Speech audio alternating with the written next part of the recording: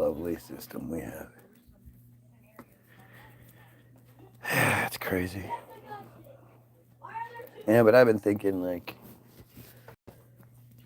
maybe I should just start trying to sell everything I have and not really worrying about the future because it doesn't look too bright, you know.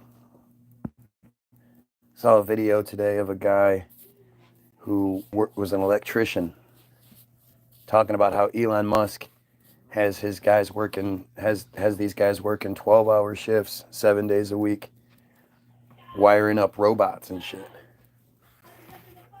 so that they can just completely automate the shitty jobs. I mean, like how anybody still has that America, gung-ho America, or just any sort of patriotism. It's beyond me. I don't get it. You know, you could say, oh, well, you know, you have rights, shit that other people don't have. Sure, I guess. But we don't have, like, it's not the best. We're definitely not the best. Should have moved my ass to Amsterdam a long time ago. Like we wanted to, but we didn't. Because we're stupid. I did something. Pulled a muscle in my back. Now it hurts to fucking cough. Ugh, it's terrible. Getting old. Well, that's fun. Our whole system is just so fucked. It's just so fucked. You know, it's all about milking us and keeping us where we're supposed to be. Keeping us quiet.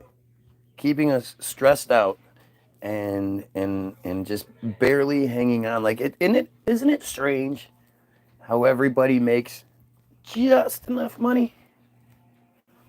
Just enough money to keep going.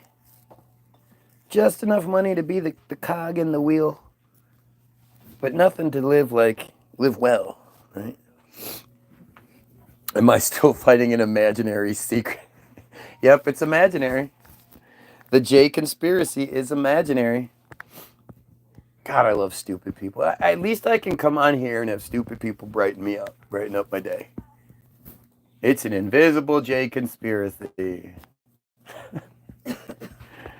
Oh, Jesus. I mean, it is, really. Like, it's invisible to some degree, but at the same time, it's very visible. And shit like Hollywoodism is the greatest example of it.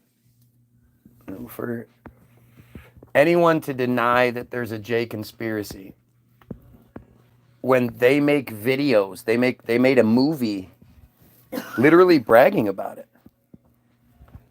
It just shows you the level of stupidity that exists. Either it's stupidity or it's, you know, it's bots, it's you know, it's counter, you know, counter intelligence measures or whatever. They're trying their best to stop us.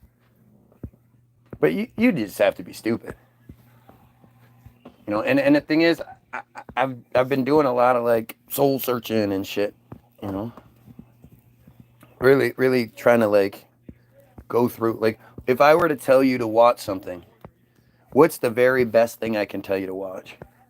You know, there are lots of Billy Carsons out there, and there are, you know, there are lots of truthers, My Lunch Breaks, and all these guys out there putting out amazing content.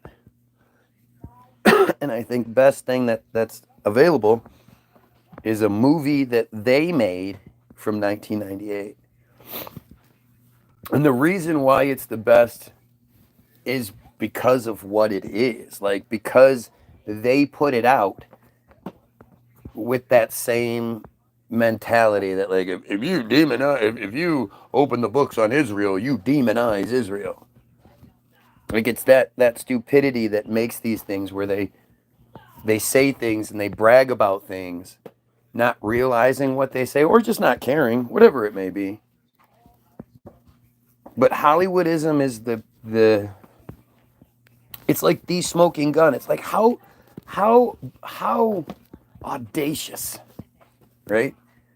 How brazen, how arrogant Hollywoodism is just so shocking. You know, they put this out thinking this movie makes us look good. This movie makes us look like good, normal people, good, hardworking people who were oppressed. I love the idea of you being oppressed and then yada yada, you're in charge of Hollywood. Because they don't at all talk about that. There's no that is the one of the issues with Hollywoodism is they yada yada over a large portion of it. The beginning is all about poor Jays. They're so persecuted. I remember my father and my oldest brother. They grabbed a club and they went out swinging. Unfortunately, they came back, but others didn't. Like, just such goofy nonsense, such terrible acting and such goofy nonsense. But it's right there. It's right in your face. It's letting you know, like, who it is. And the thing is, like, the crazy part about Hollywoodism is if I made the exact same movie and I had a bunch of black people saying the exact same things, or white people, whatever, non-Jays, all the different interviews that are done in that movie and blah, blah. If I had non-Jays, us Goyim, made that movie and literally didn't change any of it other than the we's, you know, instead of the we's, we would say they, something like that. It would be touted as this anti-Semitism. This is horrible. You can't make movies like this. Stop pushing these conspiracies, invisible conspiracies. And you just think, like, how does that work? Black people can talk about slavery, but if white people talk about it, then that's terrible.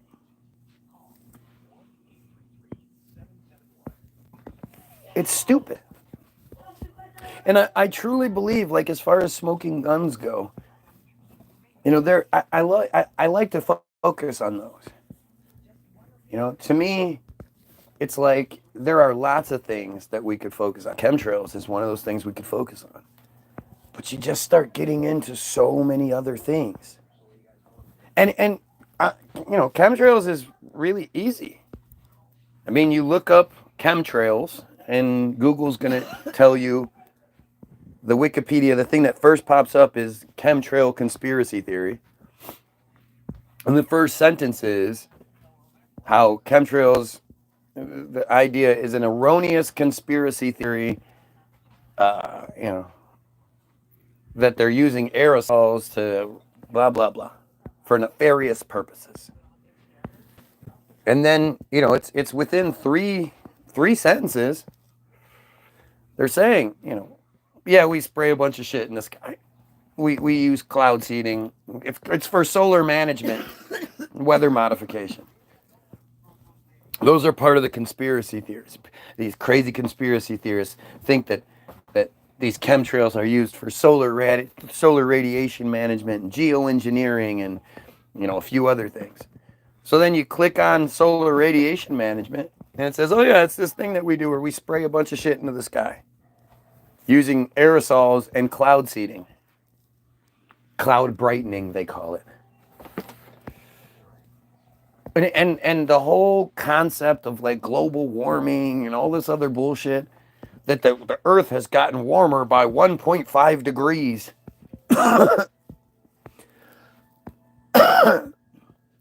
Like it's like, so? Has anybody heard if Trump has said what the drones are yet? I don't give a fuck what Trump says. Trump says what he's told to say. And anybody that falls for that, you're just falling for the easy conspiracy. When it comes to voting and all that, let's just put it this way. when it comes to all that, we all know that the getting the J vote is one of the most important things to them. They talk about it. They, it's important. Blah blah blah blah blah blah blah blah. All their policies and their ideas all cater to the Jays and this, that, and the other. The Jays make up 0.183% of the world's population and 2 to 4% of the U.S. population, meaning anywhere between 1 and 2% of them actually vote. Or, 1 to 2% actually vote. Because, if it's 2 to 4, then saying half can vote is generous. When you consider, like, children and all these other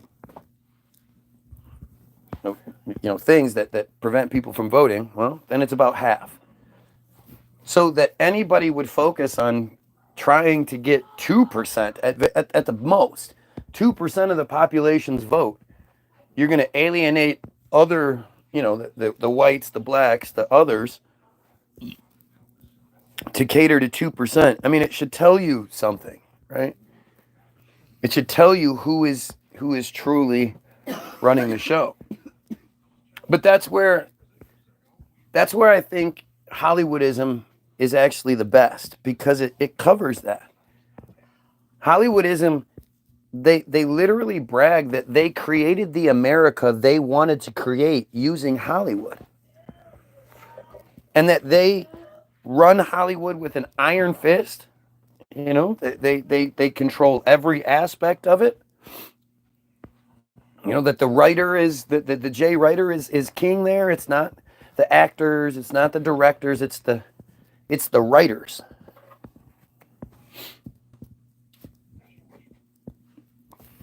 And when you understand that, it's like, again, just I wish I could really I could get you to all watch it. I wish you would all watch it, and then if you disagreed with me, you'd come tell me why you disagreed.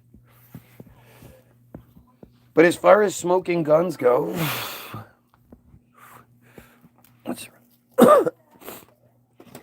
shit like the Samson Option, shit like Team Jorge, these are smoking guns. These are undeniable smoking guns that they're so strong, they're so powerful that most people won't even begin to address it. Most people won't even begin to try to engage it or debunk what I'm saying. You can't debunk it. That's the way it works. You just can't debunk what I'm saying. Yep. I need a psychiatrist. Yep. I need a J psychiatrist to tell me I'm depressed, and then have me go see a J doctor to prescribe me, or maybe I guess he can prescribe it, so then I can get my psych meds that the J pharmacist gives me. And if your pills you're taking make you want to kill yourself and blah blah blah, well, don't stop taking them. Start taking another pill instead on top of it, because that'll make you feel better. Think about how stupid that is. Think about how stupid all of that is. And they love to push, dumb narratives. It's really, really difficult, right? It's really difficult to think like, what's the logic? Why do you fall for what they tell you? Why do you think so many people are, like, if I start talking about the Jays, the average person tells, oh, you can't say that. Don't talk about that. Why? Why would anybody be off limits? Especially if we were like, look, we're trying to figure out who runs the world and how things work and blah, blah, blah. So why would you say immediately that somebody is already, why would you practice Semitism is basically it. And for those that don't know, Semitism, you hear anti-Semitism a lot, right? But you're not even, you're not encouraged to think about it, to the point where in 2021, they changed the spelling. How many other words do you know that the spelling was changed? think about that. The spelling of a word, it'd been the same word since 1880 or so when it was supposedly originally coined. I don't know what that makes him So, eligible for having the plan you know, covers through Medicaid as far as our Plan C option. have you ever heard of that before? But that, Have you ever heard of a word being changed, the spelling of a word being changed? Well, in 2021, they had legislation. They, not even sure how that whole process works, but they decided that because they didn't want Goyim, us, thinking that anti-Semitism opposed something called Semitism, do we know when they changed the spelling from ANTI hyphen capital SEMITISM to just all one lowercase ANTI SEMITISM.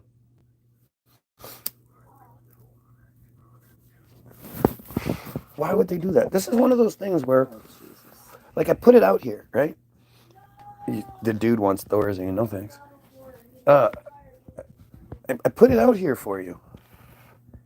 This is one of these things. It's 100% true. It's not even like earth shattering or conspiracy, like death, this, that. It's just a simple question. Why would you change the spelling of a word? very rarely. And have you ever heard of that? The only thing I let the doctor give me was Have you ever heard of anyone doing that shit? oils for antibiotics. And, Like, it's wild. It really is wild. And this is that shit where it's more smoking gun stuff. Just yeah, absolutely. again, all the stupid talk, all the blah blah blah psych. Well, yep, I'm crazy because I know how words are spelled, what they mean, and in this case, what goes into changing that word. Like, look how stupid these people are. You don't even have, like, this isn't even. We could talk about anything. Tell me another word where it was spelled one way forever and they just changed it. Right. But then when you realize, like, the reason for changing it was so that we don't know the etymology of that word. It's two words. It's ANTI, and then Semitism. Meaning it's like there's no hiding that. So when they tell you that they changed it so you don't know better, doesn't that bother you? Don't you find that strange? I mean, it's strange enough that when they're saying stuff is anti-J, it has a different word that we all know and think means anti-J, but it's not what it means. Anti-Semitism is anti-J supremacy, right? It's against the J supremacy. Semitism means policy or predisposition favorable to the J's. So ask yourself, like, what does that definition mean? Define the definition. When you're talking about policy, which is the rules, the way that things work, the laws and all that stuff, that's policy. And then predisposition is how you go into something. When you go into a scary movie, your predisposition is that it's going to be scary. It's billed as a scary movie, you expect to be scared. Your predisposition is that it's a scary movie. So to think like if the predisposition, the rules and policy and our predisposition is supposed to favor them, shouldn't there be a reason for that? Shouldn't there be a reason for any of that shit? Instead of it being just nonsense, shouldn't you be, as a decent human being, be able to be like, hey, why does this happen? What does this mean? What is the purpose here? Think about how nuts that is. Their cattle. Exactly. That's exactly what it is. We are their cattle. But the only reason why that's an accurate comparison is because of what we do to cows. Yeah, whatever. Right? Like we deem them to be lower life forms. So we eat them. We wear their skin. We cut their skin off and wear it as belts and jackets and pants and shit. We, crush up their bones for medicines and other things. We use their hooves for glue and who knows, whatever the fuck it is. I don't know. I don't know all the uses for cow parts, sorry. But the whole notion of cattle to be used, that's sort of what it is. I mean, Goyim is the way they look at it is everything that isn't born them is for them, is to be used by them, is to service them. So it all falls into this Goyim category, but that's including beds, chairs, refrigerators, whatever you want to call it. These are all Goyim. This dumb Goy sewing machine, that's what they think. You listen to the music. I hope you got the free download. Appreciate it. Hope you got the free download. All we ask is that you share it with someone. That's terrible, huh? Oh, yeah, church. Church, bruh. This guy said church, bruh. Jesus. If going to church makes me that stupid, then I don't want to go. I think you need to go fishing or eat a mushroom. No, there's plenty we can do. Stop pushing that narrative. We outnumber them tremendously. They make up 0.183% of the world's population. That means we make up 98+% of the population. They only make up 0.183%. Actually, we make up 99.8% of the population. Like, that shit is the worst. Church, that's the worst place. It is. Well, unless you're a pedo. Oh, look, Kelby Heisenberg. Gee, I wonder why that person supports Jay slavery over everyone and supports pedos. That's pedo supporter right there. So what was the thing that imploded? Like, I love how people keep saying shit like that. Like, they know there was a submarine underwater and it imploded. They know. They were there. They were in the sister sub and they watched as that thing imploded and they were like, oh my God. I appreciate you so much, Adam. Do you realize how stupid that is? But at the same time, you have to ask yourself. So you come on the feed because of a title. And if you sit for long enough to even type something, you know that we're talking about something so much bigger than that. Whether or not I believe in submarines doesn't matter at all compared to the J slavery, compared to something that, if, like, all of you are affected by the change of the spelling of Semitism and then what it implies. None of you are affected by my belief in submarines. But again, like, can you think of another word that you've ever heard of that was spelled a certain way forever? And then they just changed it? Whatever the reason was, but they changed it?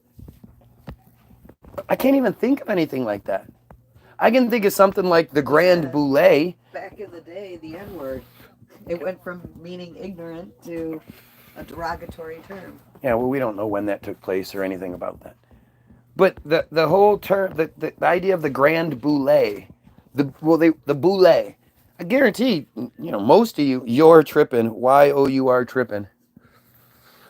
I guarantee most of you have no idea who the Boulé is.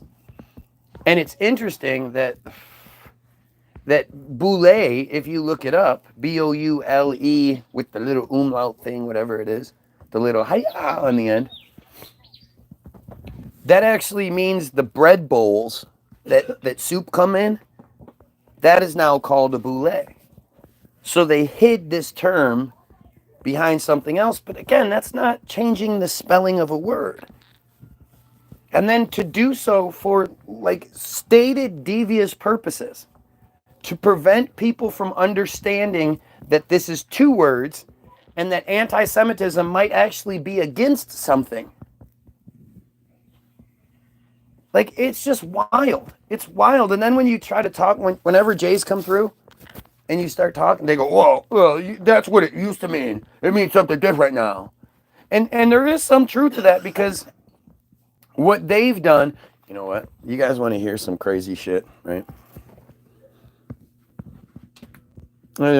Which word did they change the spelling of?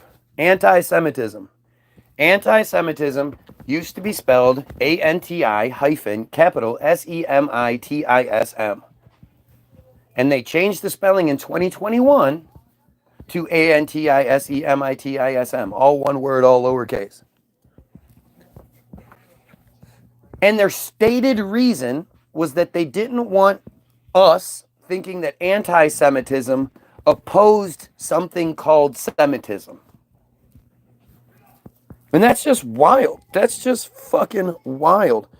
You're good, bro. Y-O-U-R, good, bro.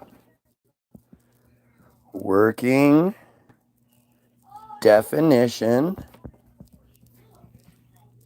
of anti... Oh, why doesn't this pop up?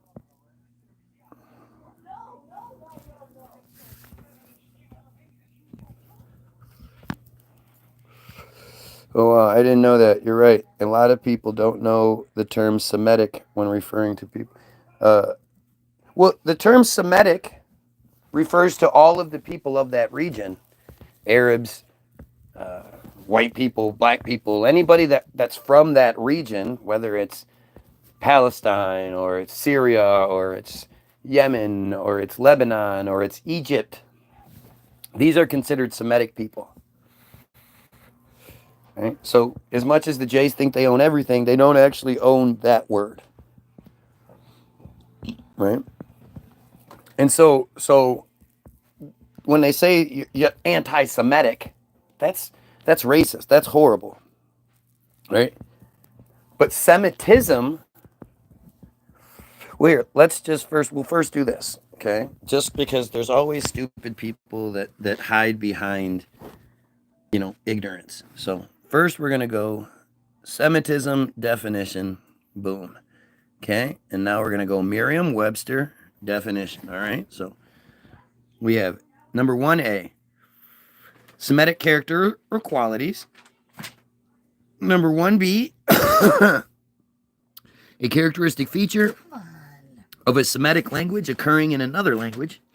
And then number 2, policy, just as I told you, policy or predisposition favorable to Jays. Okay? So that is what that word means. It's policy or predisposition favorable to Jays. Definition. Oh. So they decided that wasn't good enough. And they changed things. They made it different. So now you say the working definition of anti-Semitism. Now, it's different, right? The working definition. What does that even mean? How is there a definition of something and then there's a working definition? The working definition of anti-Semitism, also called the International Holocaust Remembrance Alliance definition of anti-Semitism. Right, because at the end of the day, the only people that were killed in World War II were the Jays, right? Those were the only two people that were killed. Those were the only two people that were, or those were the only people that were imprisoned, anything like that. Why is that word so important? Well, because they use it all the time. It's like conspiracy theory, right? Conspiracy theorist was invented by the CIA, FBI, to stop people from talking about the JFK assassination. They created this term conspiracy theorist with this negative connotation to it. And it worked. It worked really well. It shut people up. So now, if someone says, "Oh, dude, that's anti-Semitism," well, they'll say it's anti-Semitic, and I love when people say that to me because I just laugh at them and I say, "Oh, you're really stupid. You don't know what words mean, but you use them." But anti-Semitism, if they accuse you of anti-Semitism, most people, it's like when you call someone racist. They go, "Oh, no, no, no, no, I'm not racist, dude. I'm not. No, no, no, no," and it'll completely change the tone, the direction, everything of the conversation. It's a really strong word. Bro is insecure. Yep, that's why I go live every day, because I'm super insecure. And I read to you guys. I read to you guys from pages I've never been to before that could easily prove me wrong because I'm so insecure. Gotcha. Yep, look up the definition of the word conspiracy versus what people think it means ever since the term conspiracy theory was popularized. Yeah, conspiracy is just two or more people working together to affect the outcome of a situation. So everything is a conspiracy. No matter what it is, it's a conspiracy. You just pick and choose which things you're going to believe in, which sides of the conspiracy you want to believe in.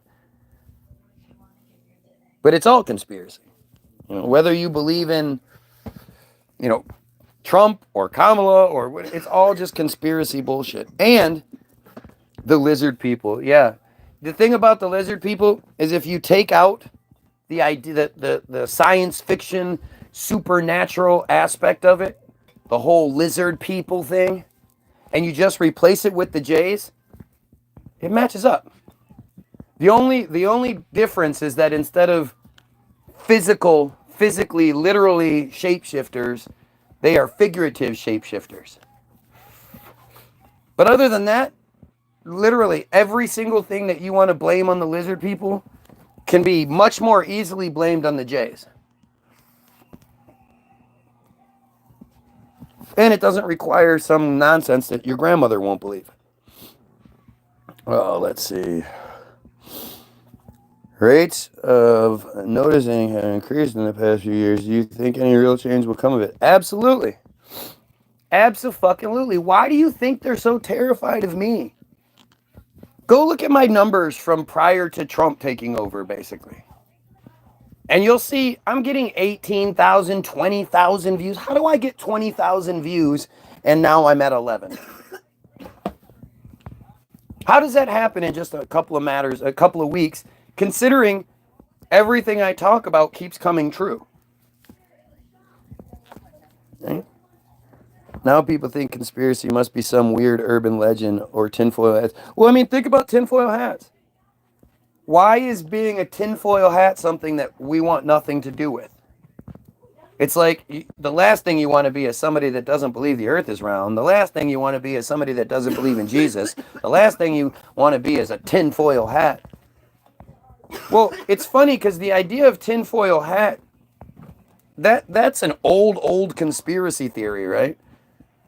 Long before anybody knew about ELF waves and HARP and all that shit. Yet for some reason, they've been telling us the whole time, if you stick a piece of tinfoil in your hat, you're crazy. Remember back in the day when everyone used to wear hats? They wouldn't leave the house without wearing hats? Well, what if you had a piece of tinfoil in your hat that fucking kept your brain okay? Why would that even be a thing? Why would that even be some negative? it's it's just how they trick us. They it's like you're allowed to be bullied if you don't believe in Jesus. You're not allowed to be bullied if you eat yourself a fucking disgusting and can't get out of your bed and you're abusive to everyone and blah blah blah. That's can't make fun of you for that, or can't even not just make fun of you, but can't tell you the truth in that scenario. But if I don't believe in Jesus, I don't believe the earth is round, I don't believe in Jay's supremacy, then there's something wrong with me. Jesus lived and died for us all. Really? Don't you ever question that? So who went up to God and was like, "Hey God, your sin count is just way too high. The people down there are sinning just way too much. I have a kid. And he was like, well, what can I do? What can I do? And they were like, I don't know. What are you going to do, God? You got to pay your sin balance back. It's tremendous. I don't even think you could do it. And he was like, well, what if I have a son and then have him die on the cross because the Jays kill him? Would that count? And they were like, hang on a minute. Let me see. And they got their cell phone out. Hey, Bill, how you doing today? And Bill is a dick. Bill's a sales leader. He's like, what? Fucking A, what do you want? It's like, oh, I'm just hanging out here with Todd God over here. And yeah, his sin count has gotten way too high. Yeah, I know. We sent you over there. What the fuck is it? Well, he doesn't actually have the to pay for the sins. But, now get this. But he said he would be willing to impregnate a virgin and then have the Jays kill him on the cross. Would that count? Would that obliterate all his old sins and maybe even take off some sins coming up? And God was, and the guy was like, you better not be writing me wood. This better not be some bullshit. He's going to come through, isn't he? He's going to have that fucking kid. No, of course. Yeah, he showed me all the paperwork. Everything is legitimate. And because you ever have a salesman at your house call up their boss is talking to him like that. Their boss is like shitty and pissed off. Like, why are you calling? Because you're only calling the boss to get some sort of, they didn't sign the original paperwork. So you're trying to get them to sign something else. Trying to get some sort of, special accommodation or something. So he's like, you know what, motherfucker? If this is wood, if you write me another motherfucker who doesn't pay his sins and doesn't have his kid, you're fired. You understand that, right? You're fired. Oh, thanks a lot. No, I absolutely, I agree. Yep, everything's gonna be good. We're just gonna finish up here, and I'll call you when I get out, okay? No, don't you fucking call me. I'm fucking busy, okay? You just better write this shit. Don't fucking bring me any wood, click. All right then, thanks a lot. Yeah, you have a great night as well. Yeah, tell the wife I said hello. All right, bye-bye. Well, I got some good news for you, Mr. Todd God. He doesn't normally do this. I don't think I've ever actually seen him do this. But he said, if you do have your kid die on the cross by the Jays, that it will abolish all the sins from previous and all the sins that come up for all of eternity, I guess, until there needs to be until that sin count gets too high again, I guess. I don't know what that might be.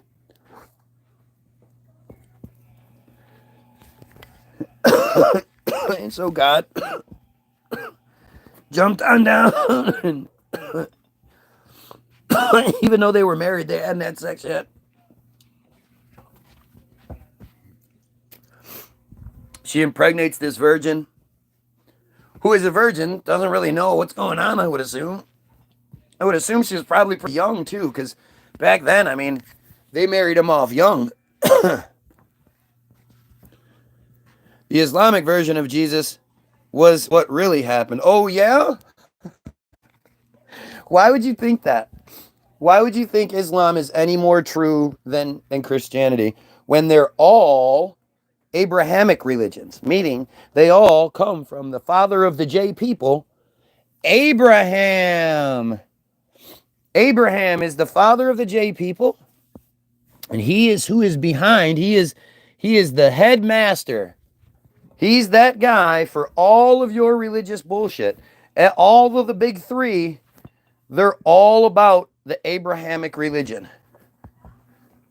Which is funny because, you have the Christians walking around thinking that the people that killed their Christian God's one and only kid,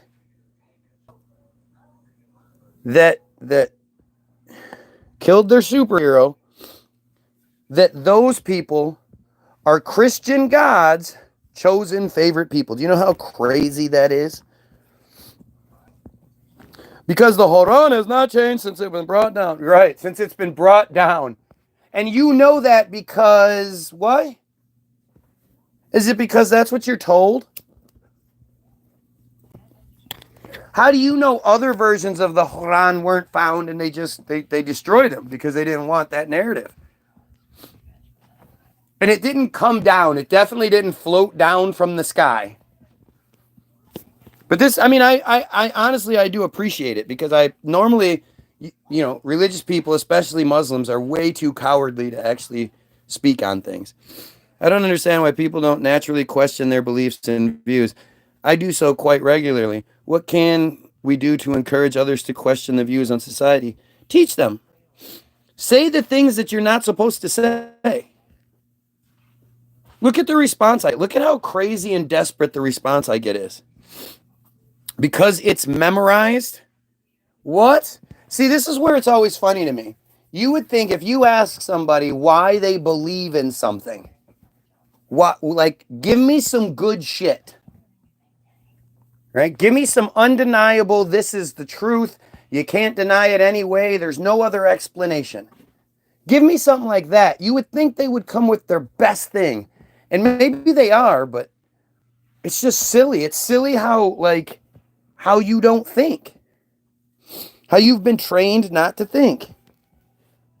If you're while you are right is what it is. What the fuck? It's been changed. Why did Muhammad tell the news to obey their laws that they had in jail? You got to do better. Back in the day, we pulled ourselves up our bootstraps and worked an honest day's work. Not like this young man here. Yeah. That's what it is. You know what I do outside of here, right? This is old Frenchman is too dumb to argue anything I'm saying, so he's making up his own narrative. It's insane how people will continue to do the same shit. Not a day over 40. Oh, how nice of you.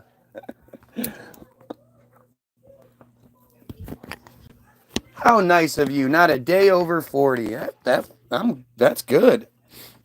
What is in jail? Exactly. While you are on one, stop smoking. This guy is so dumb.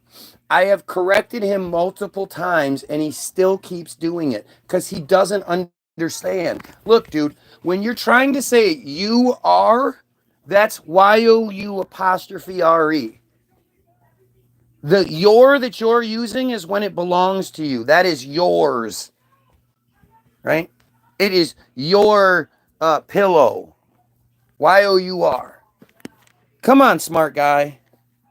Come on, smart guy. You're trying to make it seem like I'm stupid and you're smarter than me, but you can't even use, this is third grade shit. If you turned in something to a teacher that was written the way that they would mark you down. They'd be like, come on, are you this stupid?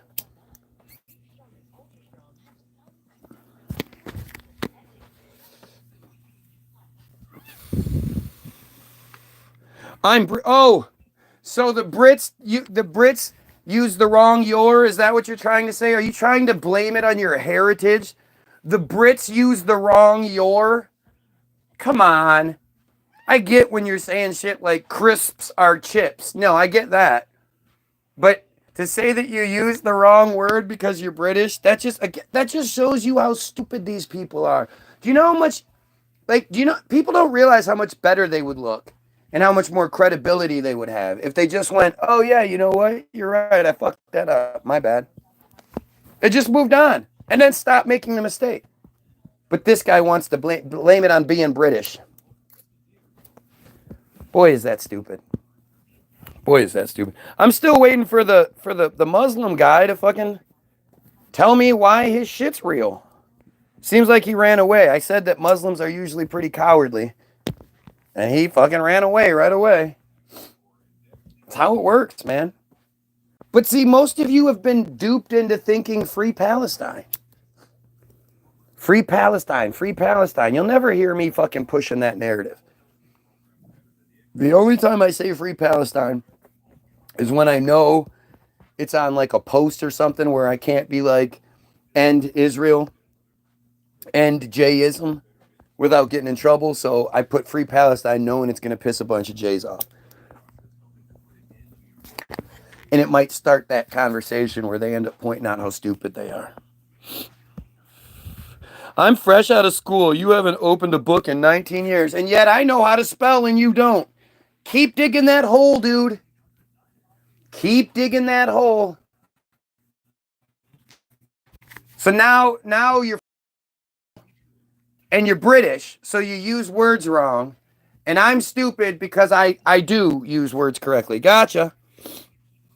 Free yo mama from rehab. Oh, boy, that was really clever. You must be super smart. I think the Islam guy ran away because I told him his prophet's wife was a prepubescent 9-year-old girl. I mean, isn't that one of his wives? But that's how all that shit is. And it's only because it all comes from Jayism. Right? The Talmud says that if a goyim rapes a child, they should be put to death. But if a Jay rapes a child, as long as that child is 3 years and 1 day old, they have to pay the full dowry to the parents, and now that child belongs to the raper. Kind of like marriage, but more like slavery. You're here, but you're not saying anything, huh? We asked you for simple shit, man. Simple shit. Why do you believe in what you believe? Why is that such a hard question for people? If you ask me why I don't believe in your bullshit, I have lots of reasons. But you want to, you're sitting here pretending like you came on here all Christianity is trash and blah, blah. You came here talking all that shit. But you believe your version of the fairy tale given to you by the Jays. Gotcha.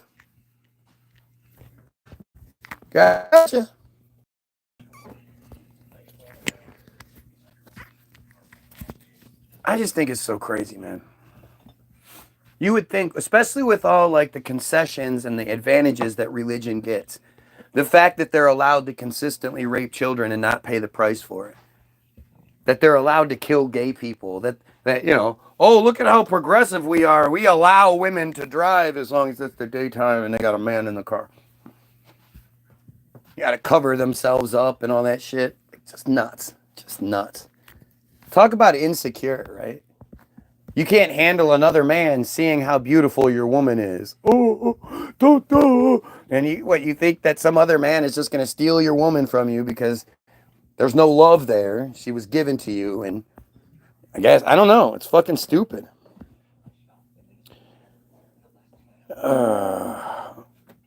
2 weeks, man. Been growing it 2 weeks.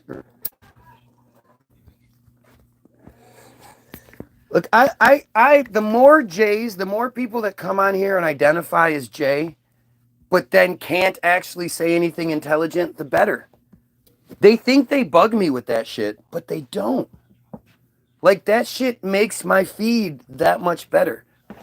If they came on here and they were, debunking this and making good point that and blah, blah, blah, and I was just stuck like, oh, well, I guess. I was stuck sounding like stupid ass over here. Your mama. That would be one thing. But the fact that they come through here and let me just bash the shit out of them, and then, to me, if you don't address the things I'm saying, you're telling me I'm right. Right? If I talk about blah, blah, blah, blah, blah, and you're like, yeah, well, you're stupid and your hair is blah, blah, and you, whatever. If you could debunk what I'm saying or had any even real opinion on it, you would.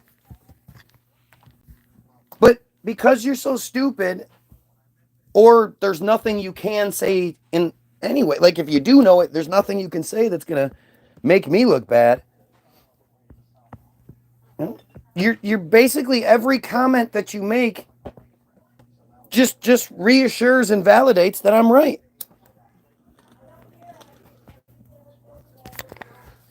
I'm right about all this shit. Oh, look, the same dumbass chief from yesterday.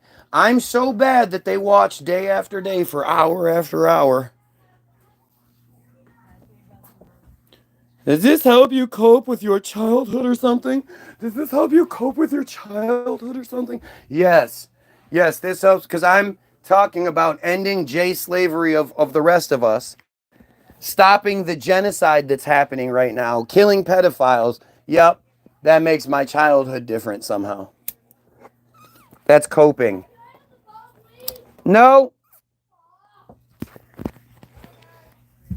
Nathan, if you're going to keep being an problem, man. I can't do anything without him crying. He's crying because I avoided his ultimate and I said, let's go. Stop. Nathan.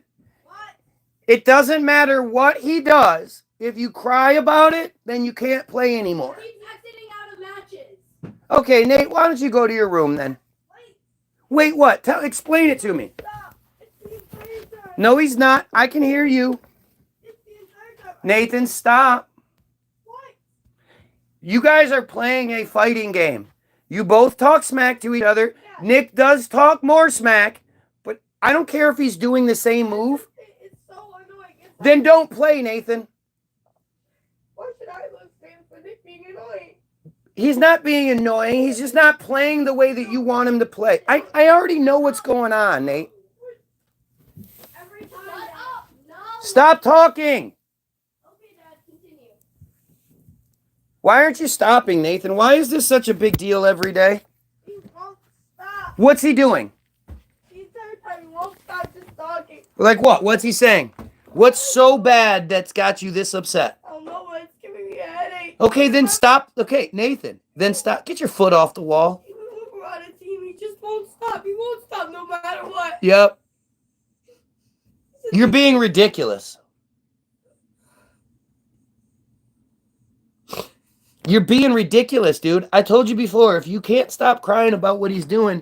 I'm trying to have fun. I'm trying to tell him to stop. I'm just trying to have fun. But Nick Okay, so Nick, do you hear that? No. The thing is... Come here, please. Stop yelling. Stop yelling. Okay. Okay, stop, Nate. It's his turn. Stop. Every time we play, he has to be first player. We do hit what he wants. All that. Okay, wait. No, stop. Okay, that is true, Nathan. No, it's not. Nathan, I'm first player. Nathan, you're always first player for whatever reason. For whatever reason you have, right? But you're always first player. Yeah. And you always dictate the matches and all that stuff. He tries to control everything. No, he doesn't. He does. He can't. He doesn't have. He can't. He doesn't have first player. I can't change. Nathan. I can't change. Nathan. No. Guys. Nick, stop talking to him. I can't. Nick, I know. I'm saying the same thing right now, Nick. And I'm sorry. Right, because you need to be quiet. Okay. He can't do that. You have first player. Yes, he can. This game, the only time I really get to kind of control things is when it's my turn to kind of board. Which is how it should be. Yeah, but Dad, when we're playing Spirit Board, he always whenever I'm asking, can we do this one? He always clicks. Nathan, you always want to do stuff. Yeah, but we're supposed to take turns, but Nick picks every single one. That's just not true, Nate. Nathan, the reason why I was doing that because we needed money. Okay, wait, stop. So you were doing that. Today, because... Okay, so wait. Can you hear my reason? No, I hear your reason, but your reason doesn't matter. Well, It shouldn't be that your reason outweighs him. So if you would have went your way, then his way, then your way, would that have made it any not work? No, but Dad, whenever he wants something in the shop or something, we have to instantly. That's not it. And stop exaggerating and using those words. Stop. Can I finish what I'm saying? Okay, well. I'm trying to get this spirit because. Okay, but can you say things without using all those crappy words that you use? Yes, and I was trying to get a DLC spirit because they're rare, and so. Okay, but again, does that mean you can't do it his way then your way? No, I'm saying I told him after we get the spirit, we can go back and do one. Okay, but that's you telling him, right? Did you ask him or did you tell him? No, Dad. I told him because I'm trying to get a spirit. Okay, you can keep. I love how you keep saying it like I haven't heard you 18 times. Sorry, Dad. I know what you were trying to do, but that doesn't outweigh him and what he wants. No. And if you were to ask things instead of just telling, things would go differently, right? Maybe, yeah. Maybe, we don't know. I do know if you stop talking smack the whole time, because it makes it not fun for me to play with you, then if you were to, then things would go differently as well, right? Yes, then, but But what? never mind. No, why do you have to talk smack? I don't know. I don't have to. You don't. I know the guys that you watch on TV or on your videos do, but it's probably not an older brother, little brother situation. Yeah. And you are like really, really annoying about it. Yeah. So if Nathan keeps crying, you guys don't get to play.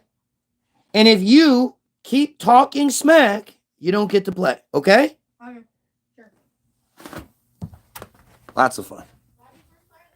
Yes. Oh, Jesus Christ. It's funny because it's like,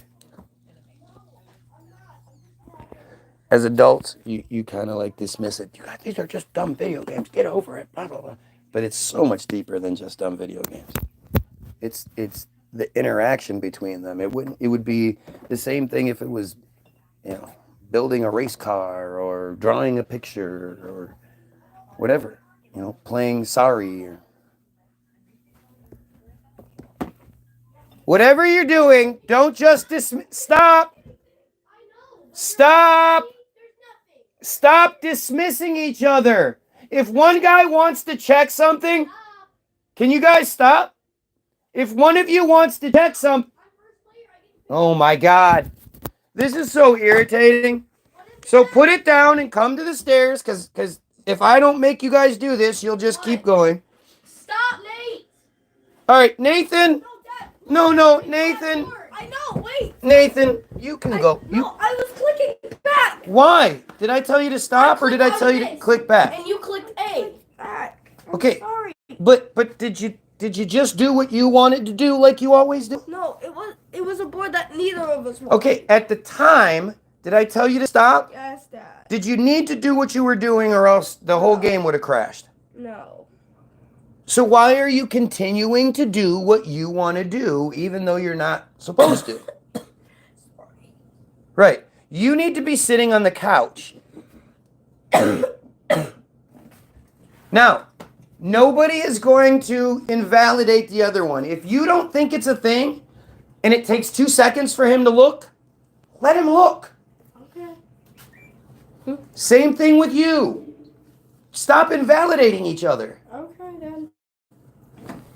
I'm not going to keep trying to argue, so I kept telling you. I know. He wasn't trying to argue either, but when you're doing I'm not trying to argue. That's you dismissing. That's you being a jerk, and you know what you're doing. If he's just trying to say something to you, let him say it. Sorry, Dad. Stop, Nate. Can you please stop clicking that? You're still doing it? He was doing this. Look, like he was doing when you were talking. No, I wasn't. So what? What does that do? How does that affect you? It doesn't. I'm sorry. I was wrong. We're going to stop trying to get each other in trouble, right? Yeah. Because this is stupid. You need to calm down. You're sick. You need to calm down. If you can't do this without calming down, if this is going to continue to be an issue, then we're just going to shut it off. Okay? have the grow light on my lavender plant. Lots of fun. Lots of fun. Oh. Oh. But yeah, it's important to them, so you have to play it like it's important, and it's just funny how it works,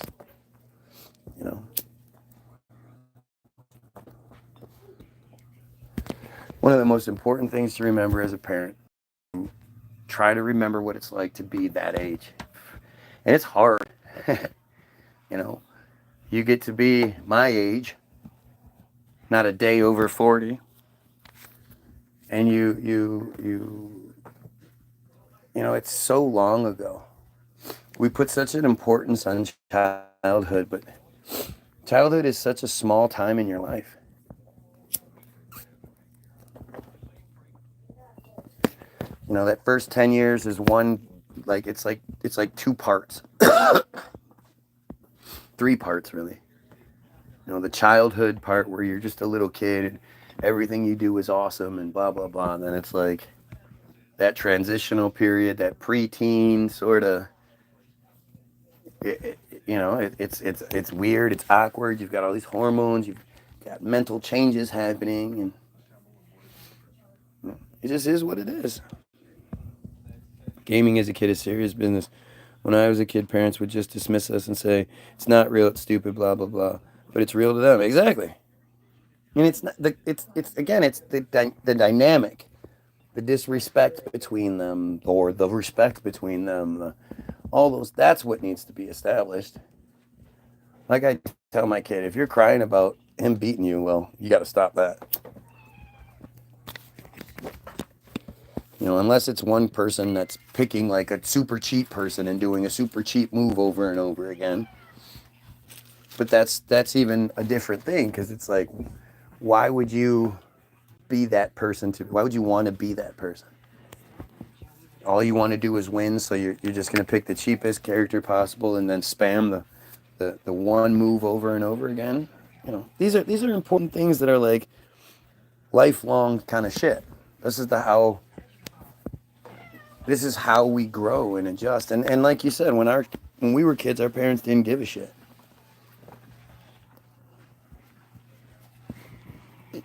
They also were less versed with video games. It didn't matter. It's not about the video games. That's what I just got done saying. It's about the dynamic between the two. It wouldn't matter if they were putting a puzzle together or not. You know? They were putting a puzzle together, and Nick was like, well, I'm the only one that gets to do the edge pieces, and you're so slow, and you're like, it would be the same thing. And then if the other one was, you know, well, he keeps finding all the edge pieces and putting all the edge pieces together. Well, you find the edge pieces then if you want them. You know, it's all interesting.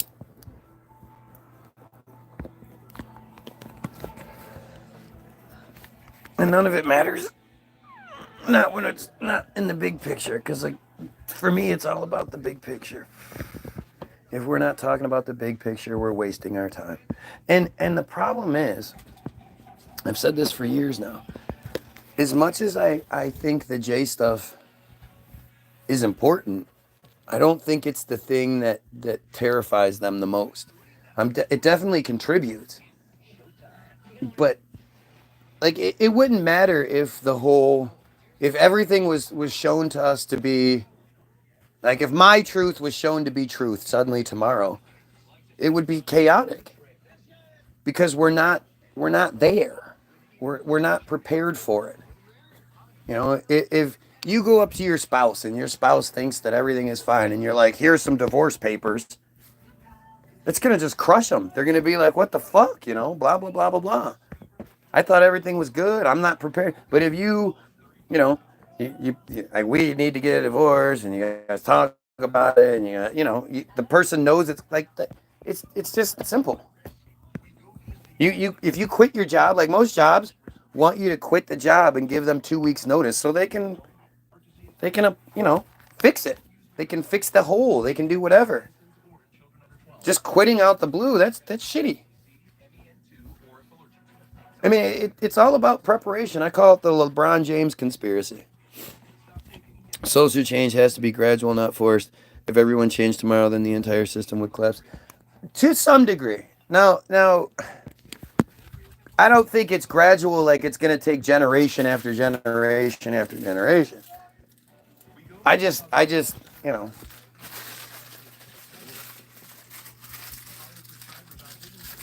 And I mean, I think a lot of it is kind of light switch sort of shit. You decide you're not going to do it anymore. But it really does come down to, I mean, these kids know that they can call up to dad and dad's going to help mediate an issue. They're never going to hear, shut up or I'm going to spank the shit out of you. You know, they're never going to, they don't do anything because they fear me. I don't want them to fear me. I don't want them to be good people because they fear the consequences. I want them to be good people because they're good people.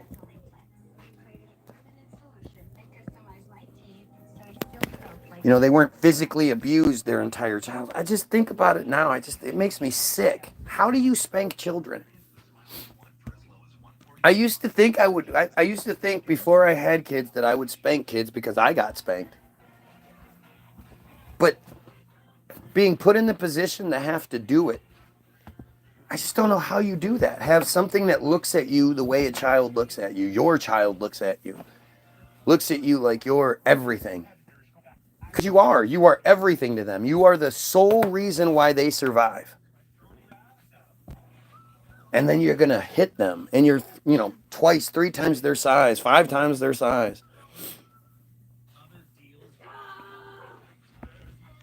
Literally taking the hit from the problem right there. Oh, right, this medicine that we're prescribed and have our cards for, that's the problem. You know what you hear all the time? You hear about those weed smokers that are out shooting people and beating their wives and raping children all the time, right? Oh, wait, no, that's dumb, drunk white guys. Christians, usually Christians. Like, it's so funny to me how I'm not racist, dumb white guys have a hard time calling out white guy shit. If you're not racist, why do you have such a hard time calling it out? Why do you have such a hard time acknowledging it? Like, it's so stupid. Oh, look at all these dumb comments. It's so crazy how dumb the comments are. I just can't ever get over that.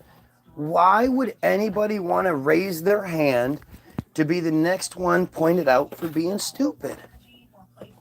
I get it. You're not smart enough to be involved in this conversation. You know? Do you go to like engineering conferences and just walk up to different people and as they're talking about the structure of buildings and shit, you're like, I don't like the way your beard looks. You're stupid. You're doing this. You're like, I know you can't handle the construction. You know that. But what about just shutting up and maybe learning something? Like, if you can't address the points I'm making, why do you speak? How stupid is that? That is such a weird, it's such a weird thing, right? Like, it's like you go to a comedy show or you go to a presentation of some sort. As the audience, you're supposed to be quiet. And in my situation, it's like it's an open forum. Okay, so let's talk about these things. I'm the guy that's holding the forum. So I'm saying, let's talk about these things. And instead of talking about those things, you like talking about me. Because I'm not white enough. Or my hair isn't the right color or length. Or my beard isn't the right way. Or whatever kind of dumb to talk about.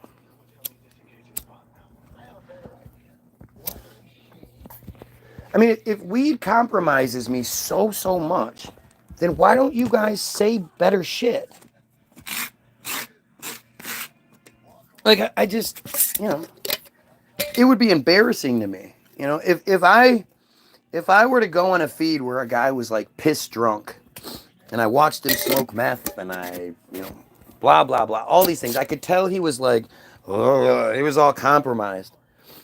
And then I would say something and he kept putting me in my place, pointing out how stupid I am.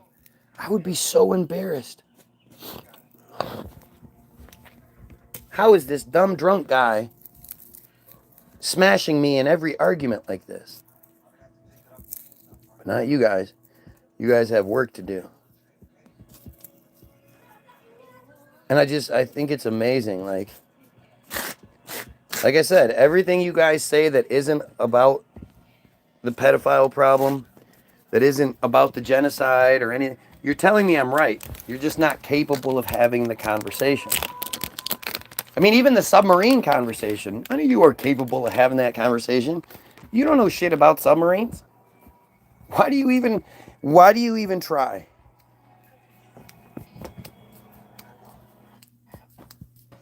I mean, I just, especially when you don't even know how to spell words right. Amazing. It's just amazing. It's amazing how stupidity feeds stupidity, right? Because you're so stupid and it bothers you, nobody likes being stupid, but because you're so stupid, you keep being dumber and dumber and dumber. It just keeps like, it's like dominoes, it just keeps falling. Each domino just keeps falling, and you're too dumb to have the conversation. So you say dumb shit, which I point out for you being dumb. And instead of you acknowledging that you kind of sound dumb, you say more dumb shit. And it's just this perpetual cycle. And at the end of it, you're thinking, oh yeah, I sure am getting this guy that I'm watching for hours on end, day after day. I'm going to get him this time. Yeah, he called me a pedo. So what? It's so strange.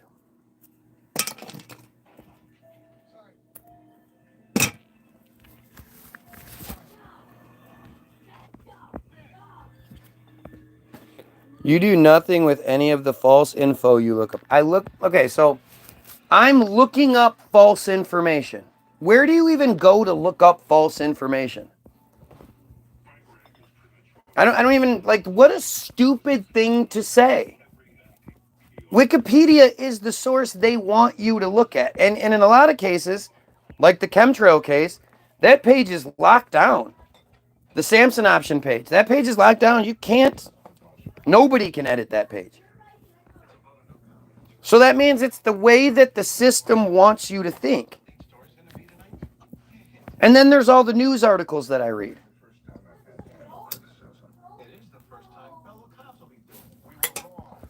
But again, instead of saying, you're wrong about this, this was a piece of false information because of this.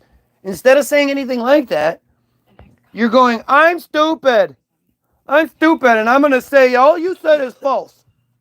You read a bunch of false information from Wikipedia. Gotcha.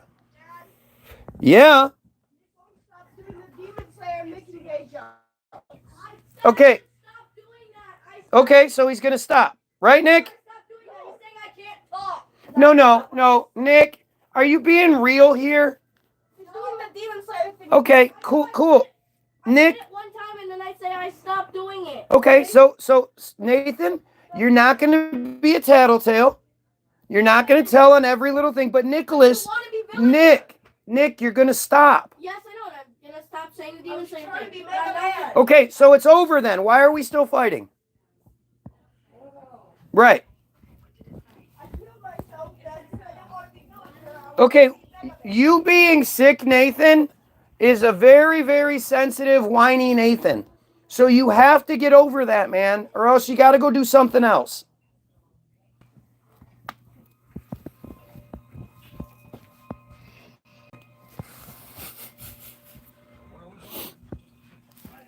It's just interesting, man. I'm always going to be validated, motivated by the fact that I go live and talk about these things, and there seems to be this weird effort to try to get me to stop. Anyway, let's go back to this, right? Sounds like everyone else around you hates you and ignores. That's what it sounds like. Says the person who is watching me for the umpteenth time. That's what it looks like. Everybody hates and ignores me. How can you be that stupid? You're a J. I mean, that's really, the J's are the stupidest people on the planet. They're not in charge because they're smarter than everyone else. They're in charge because of what they're willing to do, because they're willing to just starve people out like they're doing right now. because they're willing to kill women, children, men, doesn't matter. They're in charge. But it's clearly not because they're smarter than anybody else. If you open up the books on Israel, you demonize Israel. Well, not if Israel's doing good shit. If you open up the books on somebody doing good shit, what are you going to find? Good shit. But that's how stupid these people are. I mean, it's just amazing to think that you would say, it's as dumb as somebody telling me YOUR stupid. You know, I just don't get it. It's really sad. It shows you why we're where we are. If the average person is this fucking stupid, how do we get better? So anyway, the working definition of anti-Semitism, also called the International Holocaust Remembrance Alliance definition of anti-Semitism, the IHRA definition, is a non-legally binding statement on what anti-Semitism, spelled all one word, is. That reads, anti-Semitism, that's all it's going to be. You're not going to see ANTI-SEMITISM because they changed the spelling to keep us from realizing it's two words. Anti-Semitism is a certain perception of Jews, which may be expressed as hatred towards Jays. Rhetoric and physical manifestations of anti-Semitism are directed towards Jays or non-Jay individuals and or their property, towards Jay community institutions and religious faculties. So why would non-Jays be? How could you commit anti-Semitism against non-Jays? I already do. It was first published by European Monitoring Center on Racism and Xenophobia, EUMC, in 2005. And then by the IHRA, the International Holocaust Remembrance Alliance, in 2016. Accompanying the working definition, but of disputed status, are 11 illustrative examples whose purpose is described as guiding the IHRA in its work, 7 of which relate to criticism of Israel. Do you understand how crazy that is? That criticism of Israel is somehow a bad thing? That you're not allowed to criticize Israel. Doesn't matter what they do, you're just not allowed to do it. Yes. Think about how wild that is. I love when people on here during working hours are complaining about me not working. Well, why are you here? You are fine. The definition was developed during 2003-2004 and first published on January 28, 2005 on the website of the European Union Agency, the European Monitoring Center on Racism and Xenophobia, EUMC. The publication was made without formal review. There was no review on this. It's just put out there. And remained a working draft until November 2013. Are you kidding me? 8 years later? When the EUMC's successor agency, the Fundamental Rights Agency, how is it the Fundamental Rights Agency and all these things about human rights separates one group of people? Whether you're denouncing them or elevating them, that is separation. That is Semitism. The working definition was adopted by the IHRA plenary, consisting of representatives from 31 countries in Bucharest, Romania, on May 26, 2016. It was subsequently accepted by the European Parliament and other national and international bodies and employed for international use by a number of governmental and political institutions, although not all have explicitly included the illustrative examples. So again, this is non-legally binding, and it hasn't been reviewed by any sort of formal anything. But yet all of these government agencies and whatnot have accepted this as I mean, I don't even get it, the working definition. Pro-Israeli organizations have been advocates for the worldwide legal adoption of the IHRA definition. The definition has 11 of these, what do they call them? 11 illustrative examples, 7 of which include criticism of Israel. They're making criticism of Israel like a crime. So no matter what Israel does, we, the Goyim, aren't allowed to say anything. The definition has been heavily criticized by academics, including legal scholars, who say that it is often used to weaponize anti-Semitism, which is also blue. Let's see the weaponization of anti-Semitism. The exploitation of accusations of anti-Semitism, especially to counter anti-Zionism and criticism of Israel, may be described as weaponization of anti-Semitism, instrumentalization of anti-Semitism, or playing the anti-Semitism card.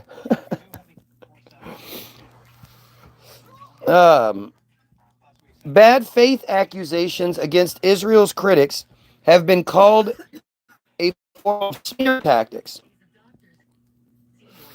Some writers have compared them to playing the race card. The charge of weaponization has been raised in context of the Arab-Israeli conflict, in related discussions of Israeli apartheid, in various organizations' adoption of the controversial working definition of anti-Semitism, and in the controversy surrounding anti-Semitism in the UK Labour Party.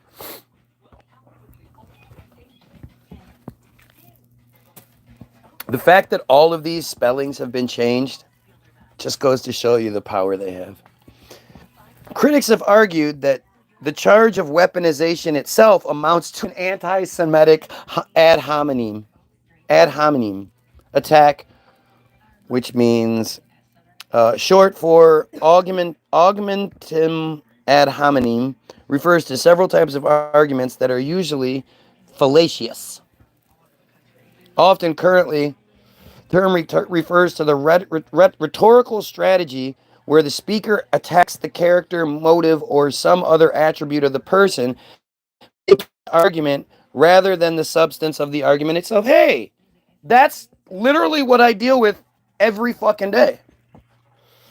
Ad hominem. That's what you guys are doing. Am I saying that right? Ad hominem? I don't know. Hominem? I don't know. That's interesting as fuck. Like literally, I don't know how better I can do this. This is accidental. I'm accidentally proving exactly what I've been saying. The idea that people will keep coming in here and trying to make attacks on the character, motive, or some other attribute of the person making the argument rather than the substance of the argument itself. That is like every single one of you do that shit. That's just amazing. This avoids genuine debate by creating a diversion, often using a totally irrelevant but often highly charged attribute of the opponent's character or background. Oh, this guy's parents and blah. Look at it. Amazing. This is exactly what you guys are doing. And I say it all the time. If I smoked all the meth, ate all the crack, drank all the alcohol, beat my wife, beat my children, kicked my dog, did all of those things, would that change the fact that the Israelis are committing genocide? Would that change the fact that the Jays run Hollywood and rape children all the time? Does that literally change anything I'm saying? Pretty amazing. The most common form of this fallacy is A, makes a claim, A, me, makes a claim of fact to which B asserts that A has a personal trait, quality, or physical attribute that is repugnant, thereby going off topic. And hence, B concludes that A has their fact wrong. Holy shit, this is exactly what the fuck we're talking about. Can you imagine, like, look how dumb Greg Smith is, right? I'm literally talking about what this idiot is doing, and the best this guy can do is put a bunch of numbers up. He's literally taking the time to type the number and click enter because he can't come up with anything else. If the dude could come up with anything else, could tell me how I was wrong about anything I'm saying, he would. I'm literally reading. You can't say, what could you possibly say? What am I getting wrong here? Has their fact wrong without ever addressing the point of the debate. Many contemporary politicians routinely use ad hominem attacks, some of which can be encapsulated to a derogatory nicknames, for political opponents used instead of political argumentation. You know, like when Trump is calling it the China virus. Because he knows it's going to play on your fucking racism. Because you're a dumb racist. But modern democracy requires that voters make character judgments of representatives, so opponents may reasonably criticize their characters and motives. Go right ahead. I always encourage you to criticize everything you can, but make sure you criticize the arguments too. To me, like all these dudes that come on here and talk about how I look or whatever. Like, are you okay? Like, do you realize, like, you're saying that if I looked a different way, then it would matter to you? Like, how do you like your dudes to look? You prefer your dudes clean shaven? Short blonde hair, blue eyes? Is that how you like your dudes? Put me on call. Yeah, fucking A, why not? Let's put some random people on here. Because they say so many smart things in the comments.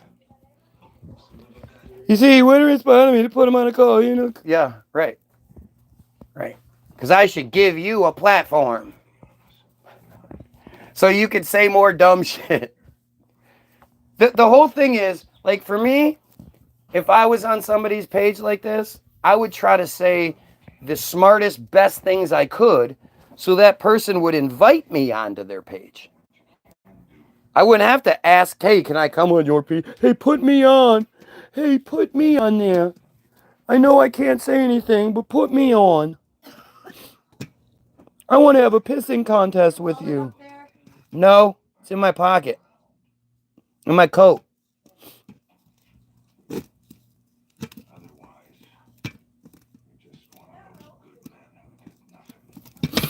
This is fantastic. I'm so glad I happened to take this direction today.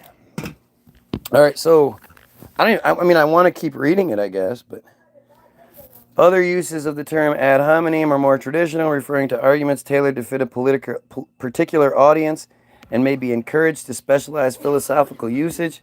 These typically refer to the dialectical strategy of using the target's own beliefs and arguments against them while not agreeing with the validity of those beliefs and arguments. Ad hominem arguments were first studied in ancient Greece by John Locke.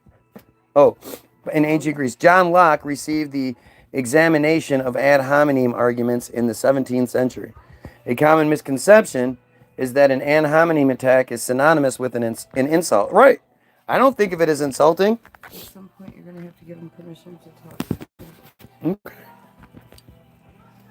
Like, I appreciate everyone being here. It's not insulting at all.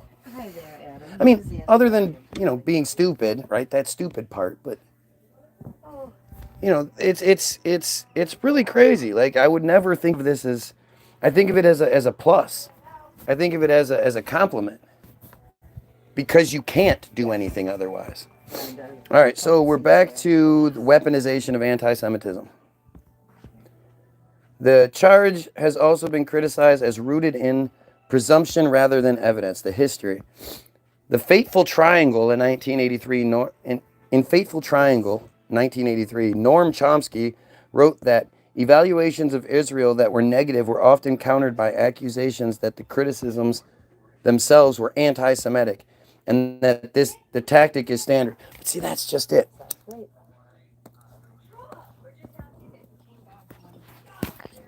According to the definition of anti-Semitism, like, that's the problem. The problem is people denying it. Thinking that they have to, no, it's not, no. Be proud of your I'm absolutely opposed to Jayism. Absolutely.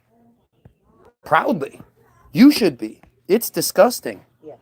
You know, we're talking about a disgusting, horrible cult that violates children and thinks women are disgusting and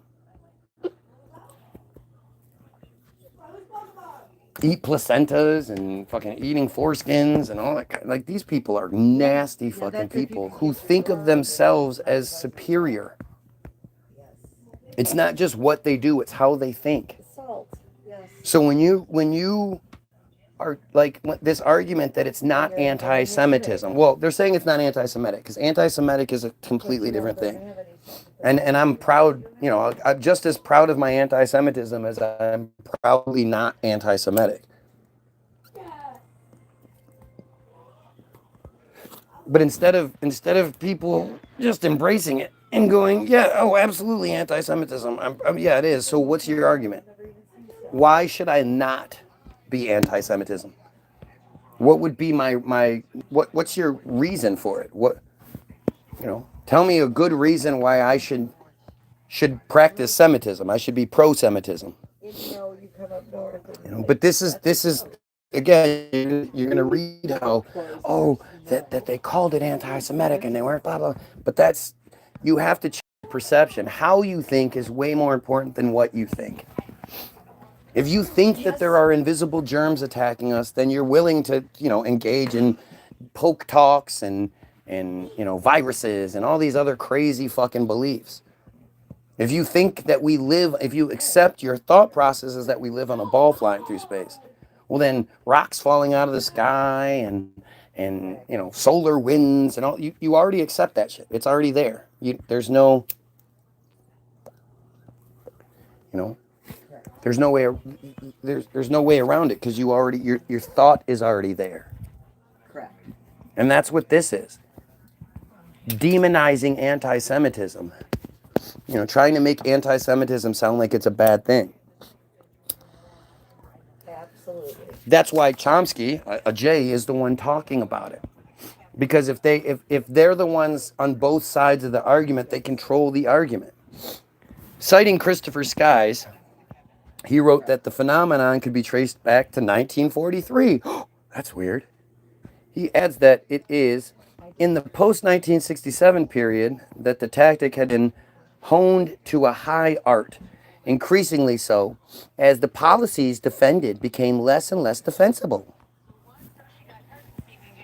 On July 22nd, 1948, bouncing all around here, the Arab Higher Committee presented a formal complaint to the United Nations about various war crimes Israelis committed during the 1948 Palestine War, which is not a war. You know, it's not a war. There was never a war that took place during that time. Yes. You know, it was a slaughter. The Palestinians didn't have a military. The Palestinians weren't trained. The Palestinians had been relying on the British for the last 30 years. So when the British turned around, they didn't leave. They just turned around and started fighting the Palestinians. Because you have to ask yourself, how does Israel have an army? How does Israel have a military when Israel doesn't exist? I mean, it's like, come on, be smarter then. Don't just read, don't just believe what you're told. Ask the questions that are there. How does anyone have a military when they don't exist. Okay. Where was the military training? Where were they housing all their vehicles and weapons and all that shit?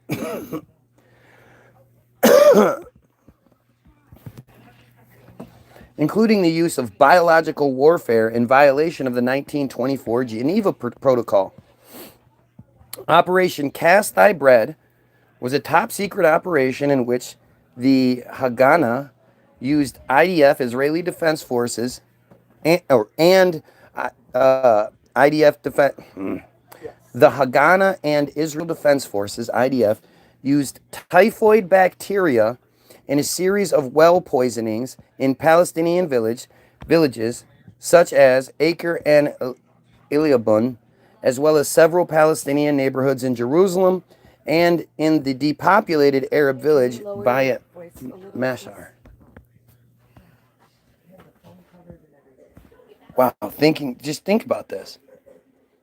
So that whole conspiracy theory about Jays poisoning wells, it's right here. It's right here. Operation Cast Thy Bread. Operation Cast Thy Bread was a top secret biological warfare operation conducted by the Haganah. Haganah, the defense, was the main Zionist paramilitary organization that operated for the Yishuv in the British Mandate for Palestine. It was founded in 1920 to defend the Yishuv's presence in the region and was formally disbanded in 1948 when it became the core force integrated into the Israeli Defense Force shortly after the Israeli Declaration of Independence. Wow. So, a biological warfare operation conducted by Haganah and later the IDF that began in 1948 during the 1948 Palestine War. The Haganah used typhoid bacteria to contaminate drinking water wells in violation of the 1925 Geneva Protocols. Its objective was to frighten and prevent Palestinian Arabs from returning to villages captured by Yishuv and make conditions difficult for Arab armies attempting to take territories. The operation resulted in several illnesses among local Palestinian citizens. In the final months of the 1948 Arab-Israeli War, now it's the Arab-Israeli War. Funny how it changed names.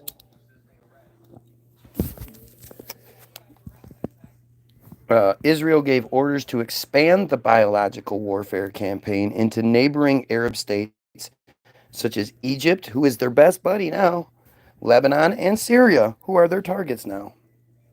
But they were not carried out. Sure, they weren't. Israeli Prime Minister David Ben-Gurion and the IDF Chief of General Staff Yigal Yadin oversaw and approved the use of biological warfare. Holy shit.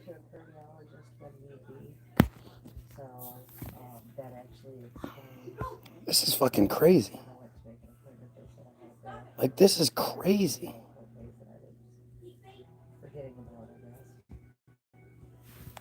This is another smoking gun piece I didn't realize existed.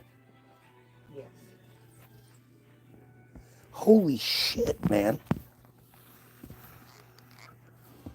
Abba Eban, representative of the Jewish Agency for Palestine, strongly denied the operation and sought to block further investigations by accusing Arab states of engaging in anti-Semitic incitement. So the ad hominem kicks in. This must be where it first started. That's what this is. Oh, wow. That is fucking nuts.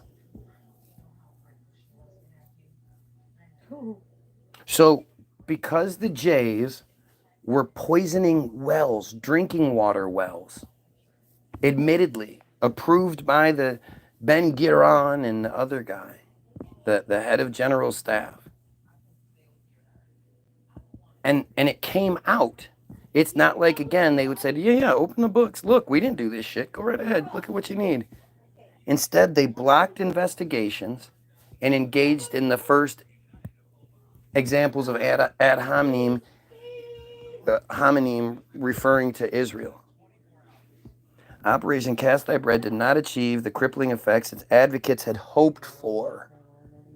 They just didn't use enough poison, and was discontinued by December of 1948. In July 48, the Palestinian Arab Higher Committee reported to the United Nations several war crimes committed by Zionist forces, including the use of bacteriological warfare.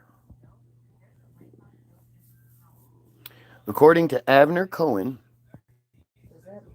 the Haganah's chief of operations officer, Yigal Yadin, dispatched a microbiology student named Alexander Keenan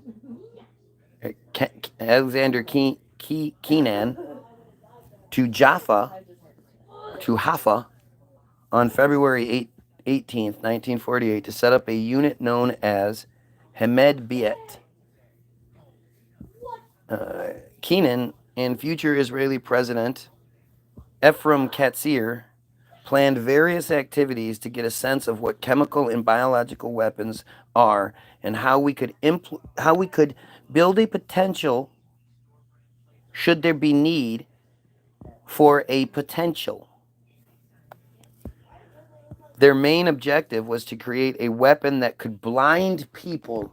Oh, shit.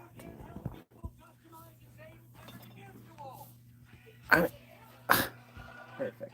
This is fucking insane. What makes you think they won't do that to us? I mean, they already are. The fucking fluoride in the water is completely unnecessary and causes nothing but bad things to happen. So,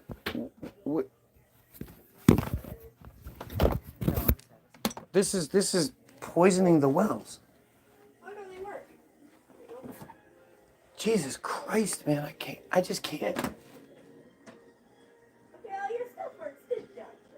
I can't believe that we are supposed to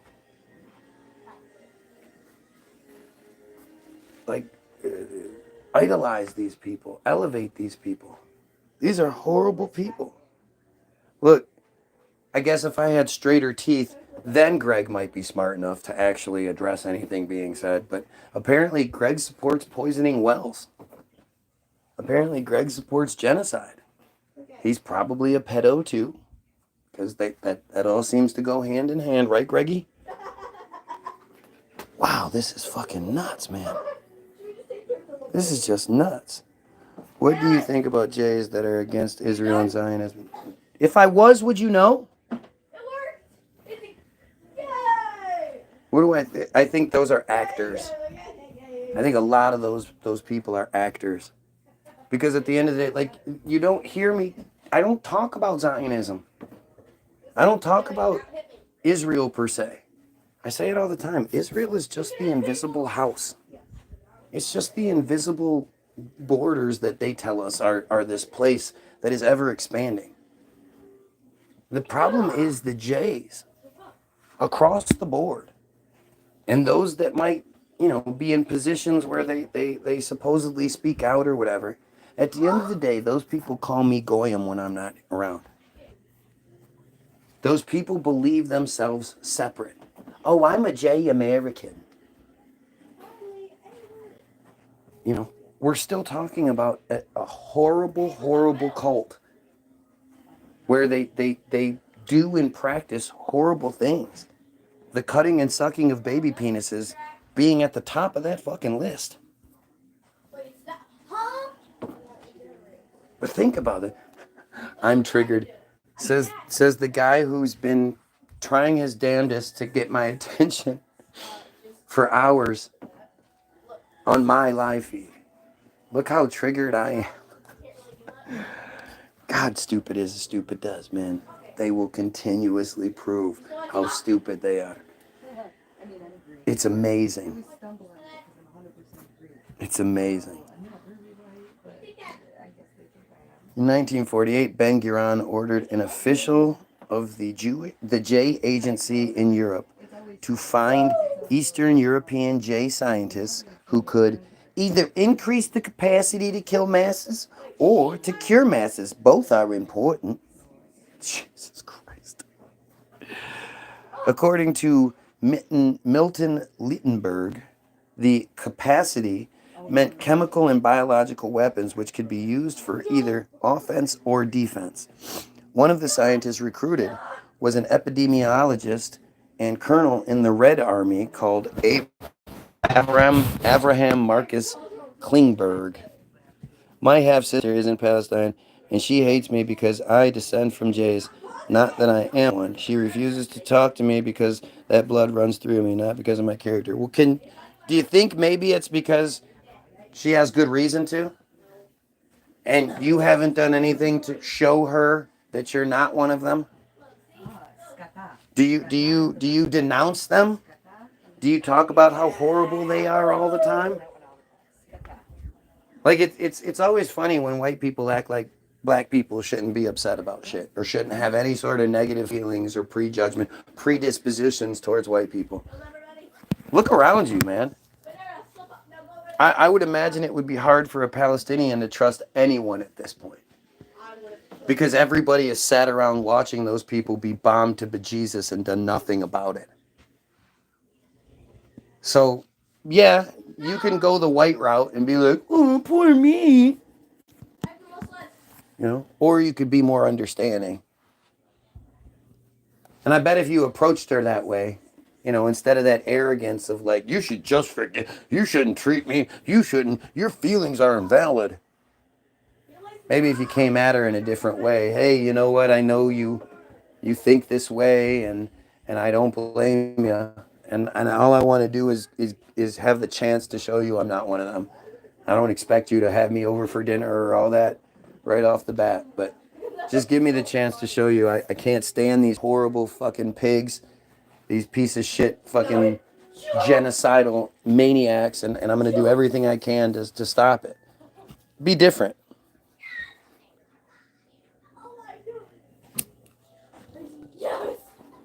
She went to college for 6 months for basket weaving, so she went to college long enough to be a cop. Right? Because all it takes is it 6 weeks or 6 months? Can't remember. But this is typical white sort of. We're typical white. That's that American, J created perception. We are the victims. When somebody doesn't like us, we are the victims. And there's no justification for it. You have to like me because of who I am, because of my character. You should know my character. Shut up. Okay. Benny Morris reported that Israeli soldiers transported typhoid germs in bottles to the southern front. British, Arab, and Red Cross documents reveal that Zionist forces, see, this is their way of hiding it. Because if they were to just refer to it as J all the time, then people would wake the fuck up. But because you're busy believing in, it's not the government we can see, it's the deep state. They have you convinced that invisibles are the thing. It's not the J's, it's the Zionists. No, it's the J's. It's the J's. Just because you might be J and think that murder is bad, well, you still subscribe to a really awful cult. And until you unsubscribe to that cult, you're part of that cult. What is that bone? Dumb. Let's see. Okay. British, Arab, and Red Cross documents reveal that the Zionist forces introduced poison into wells in Acre, in Eliaban, and Galilee, leading to severe illnesses among dozens of local residents. So if it's reported as that, it's just hundreds and hundreds. Acre, which was allocated to a future Arab state by the United Nations partition plan for Palestine, heavily relied on its aqueduct for water. The contamination of these wells triggered a typhoid epidemic and a state of extreme duress among the inhabitants, as noted by the mayor of Acre on May 3rd. the Carmeli Brigade of the Haganah allegedly used a biological weapon in the Battle of Acre in May 1948. Doesn't that sort of explain then how they just took a place that people already existed in? Not only were they completely unprepared because of the whole British Mandate thing, they then poisoned all the people so they weren't able to fight. You're staying right here with me. This is unfucking believable. Yeah. And then you have these little dick white dudes like Greg and whoever else on here that they just want to talk about them or me, or like, it's just so strange. How does anybody hear this and think these jays are poisoning wells? The conspiracy theory that jays poison wells is supposed to be just that, and you're not allowed to say it. That's anti-Semitism. And yet, here it is. In the following month, an Israeli intelligence report concluded that deliberately inducing the epidemic had played a significant role in the rapid fall of Acre to Haganah forces. The Haganah had also poisoned the depopulated Palestinian Arab village of Bet Masir, and water sources in Palestinian neighborhoods in Jerusalem. The operation was carried out by ordinary IDF soldiers, and later the Mista Avrim, an undercover unit specialized in sabotage operations within enemy territory, disguising themselves as Palestinians. This is like illegal on every sort of, according to all treaties and all that other shit. Like, this is just terrible against neighboring Arab states. In May 1948, during Operation Salah, 4 Israeli Special Forces soldiers disguised as Arabs, because they all look the exact same, right? Disguised as Arabs, meaning they just put different clothes on. So you basically have these people killing themselves. The only difference is that they believe in different sky daddies. Disguised as Arabs, attempted to poison the local water supply in Gaza to impede the advance of the Egyptian army. They infiltrated the city with tubes containing typhoid germs. The Israeli soldiers were captured by Egyptian soldiers near the water wells on May 23rd because they probably heard that they were coming. I mean, you wouldn't think to station people around water wells unless you knew what the Jays were capable of. On May 23rd, and subsequently executed by an Egyptian military court on August 22nd, 1948. Good. Egypt complained about the incident to the United Kingdom, but the Foreign Office decided it was best to stay uninvolved. However, one British official remarked that the situation was so obnoxious that Britain might consider expressing its disgust to the Israelis if the opportunity arose. Reactions.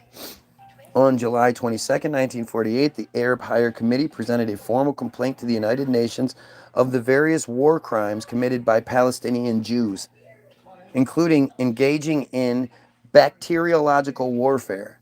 The committee accused the Zionists of having constructed laboratories in Palestine for biological warfare purposes and of having planned and prepared for the use of bacteriological warfare over a protracted period of time.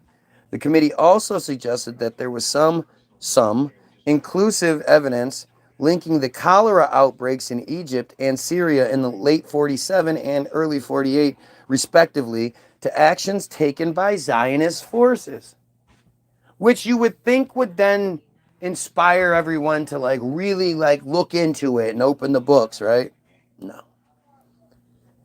Israel vehemently denied the accusations of well poisoning and biological warfare against Palestinian Arabs, denouncing the Egyptian accusations as wicked libel. Wicked libel. Israel stated ad hominem stated that the 4 Israeli soldiers captured by Egyptian troops in Gaza were there to observe military activities and to evaluate the moral of the Arab population. What? Eban denied the well poisoning operation and attempted to block further investigations, accusing the Arab states of engaging in anti-Semitic incitement. Isn't that funny how it's copy and paste? Because it's all chat GPT, it just reiterates self and shit. Wow. And that's all. That's all I get. Oh, here we go. The bibliography. Abu Sittah Salman, 2003. Traces of Poison.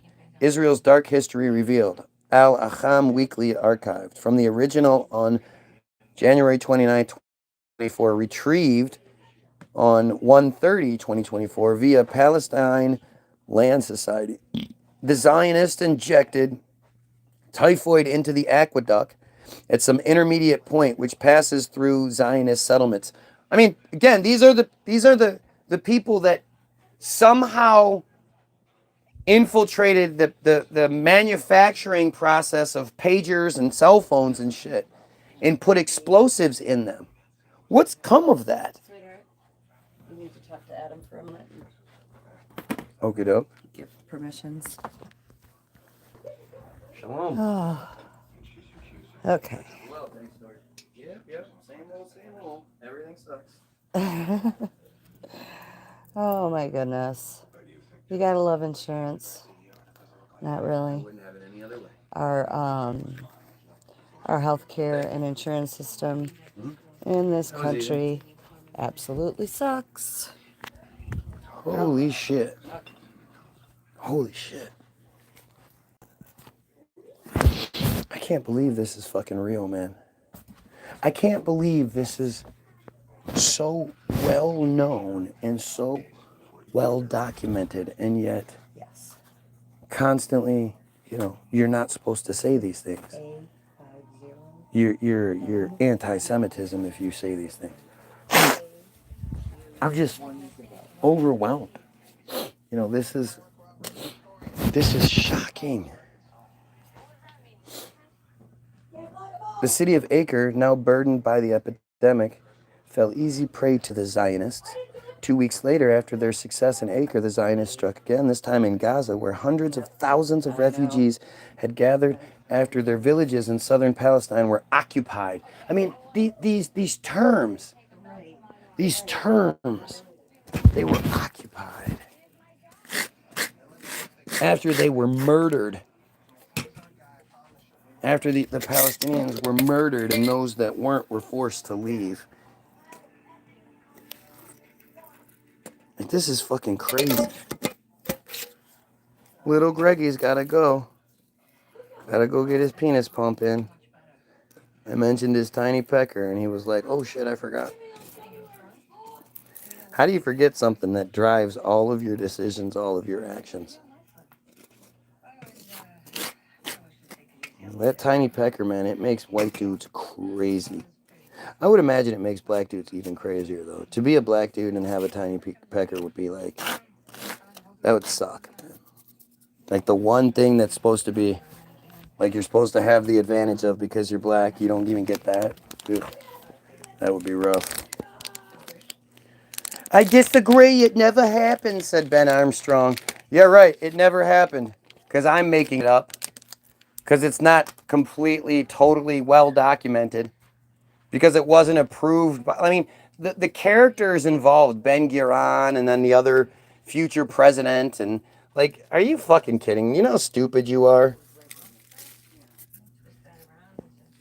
So let me get this straight. You think the Jays is what is wrong with the world? Abso-fucking-lutely.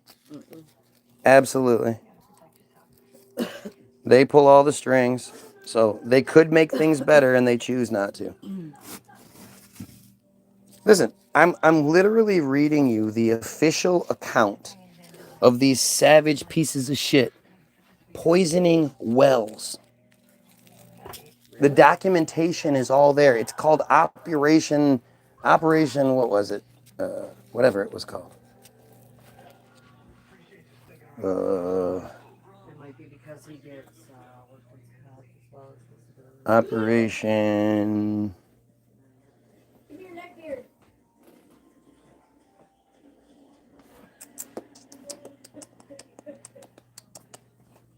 Why survive? Because he's the best. Crazy. They said that he's in the plan first. But There's no way. I mean, it's here. I can't find the name of the fucking operation. Oh, how did I get the Carmeli Brigade? I don't even know how I got to this page. Operation Cast Thy Bread. I was like, what the fuck? Ben Gurion is a piece of shit.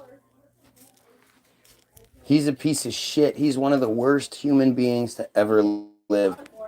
But then, how much dumber, how much worse could it be than your average fucking Jay?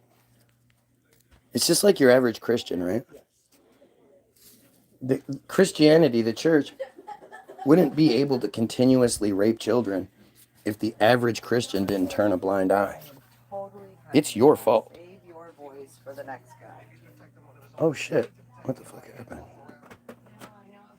Cast thy bread. Operation. Male. Alright. I don't know what we were there before, but Mine's green. this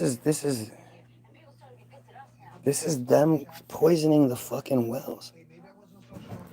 Yes, please. I love how dumb Jays always come in and say, oh, well, what about this or what about that? Who cares? What do those have to do with any of it? You know? Yes, other people have done bad things. That doesn't make what the Jays do any better. Hole in the backyard still count as his address. Like, that's what I love when they do that shit. Oh, yeah, we'll read about this or read about that. Yeah, well, you want to start playing that card, we can read about why you guys celebrate Hanukkah, you sick fucks. Notice how you're not actually denying anything I'm saying? And you don't have any evidence or anything to back up it. You're just saying, I should look elsewhere. Yes. This is such a typical Jay trick, right? It's so typical. This is how they operate. They can't argue anything. They can't deny that they cut and suck baby penises. It's what they do. They can't deny that they think a woman's vagina is toxic. They can't deny any of this shit. They poisoning wells, Samson Options, Team Jorge's. They can't deny any of this shit. So they don't even try. Because it would make them look stupid. Jesus, I forgot what I was looking up before that. And of course it's not going to show up because it was controversial. Oh, anti-Semitism definition. Working. I got to type it all back in again. Seems strange, almost like they don't want me to do it. Okay, so we're back to the working definition of anti-Semitism. We got to weaponized anti-Semitism, and that's where we had went off in a different path.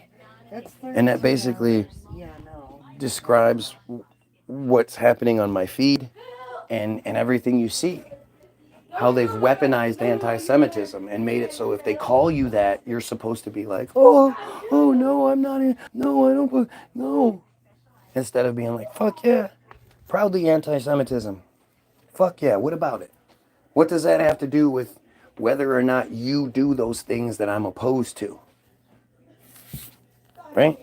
That's what you're gonna, this is the narrative, this is the way that we have to change our thinking.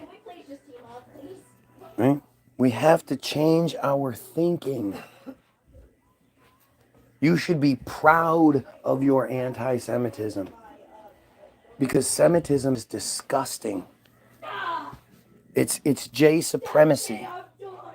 How many people you ever seen that had 8 likes and 8 views? How many times you ever seen that before? As many views as likes because all those people just decided they didn't want to be here anymore. If you're here, like, share, and sub. If you give a shit about this, if you oppose the J supremacy, and you want life to be better for everyone, fucking like, share, and sub. You do also agree that other races had something to do with the way things are. Too. To some degree. I mean, you can say that the McDonald's is shitty because the people working the register are shitty, but at the end of the day, it comes down to the owner. The owner is who hires the manager. The owner is who allows everything to be the way it is. So, yeah, we could say, oh, other people do other stuff too, based on them being in the situation created for them by the Jays. But, you know, other races, black people have nothing to do. Black people make up 13% of the U.S. population. Literally nothing they do matters. Every black person eligible to vote, which would only be about 7%, could vote one way and it wouldn't change a fucking thing. Because the numbers just aren't there. You know, if you're dumb enough, if you've only been following this situation since the false flag fake October 7th, 2023, when no Israelis died and no Israelis were taken hostage, go just look at the hostages. How many of those people look like hostages? How many of those people were beaten? How many of those people were gaunt, were skinny, were pale? Any of that shit. Did you see anything that looked like hostages? No. It's fake. But if you've only been following this shit since October 7th and you're like, oh, well, they just attacked Israel, you don't realize that the Israelis had killed 243 people earlier by October 7th of that year. It was set to be the deadliest year since 2006 if they kept going, because every night Israel is doing these nightly raids where they come into towns at like 3, 4 in the morning and just start kicking in doors and shooting people. It's not even like, there's no alliteration here. There's no, I'm not taking any liberties with any of this. This is what they did.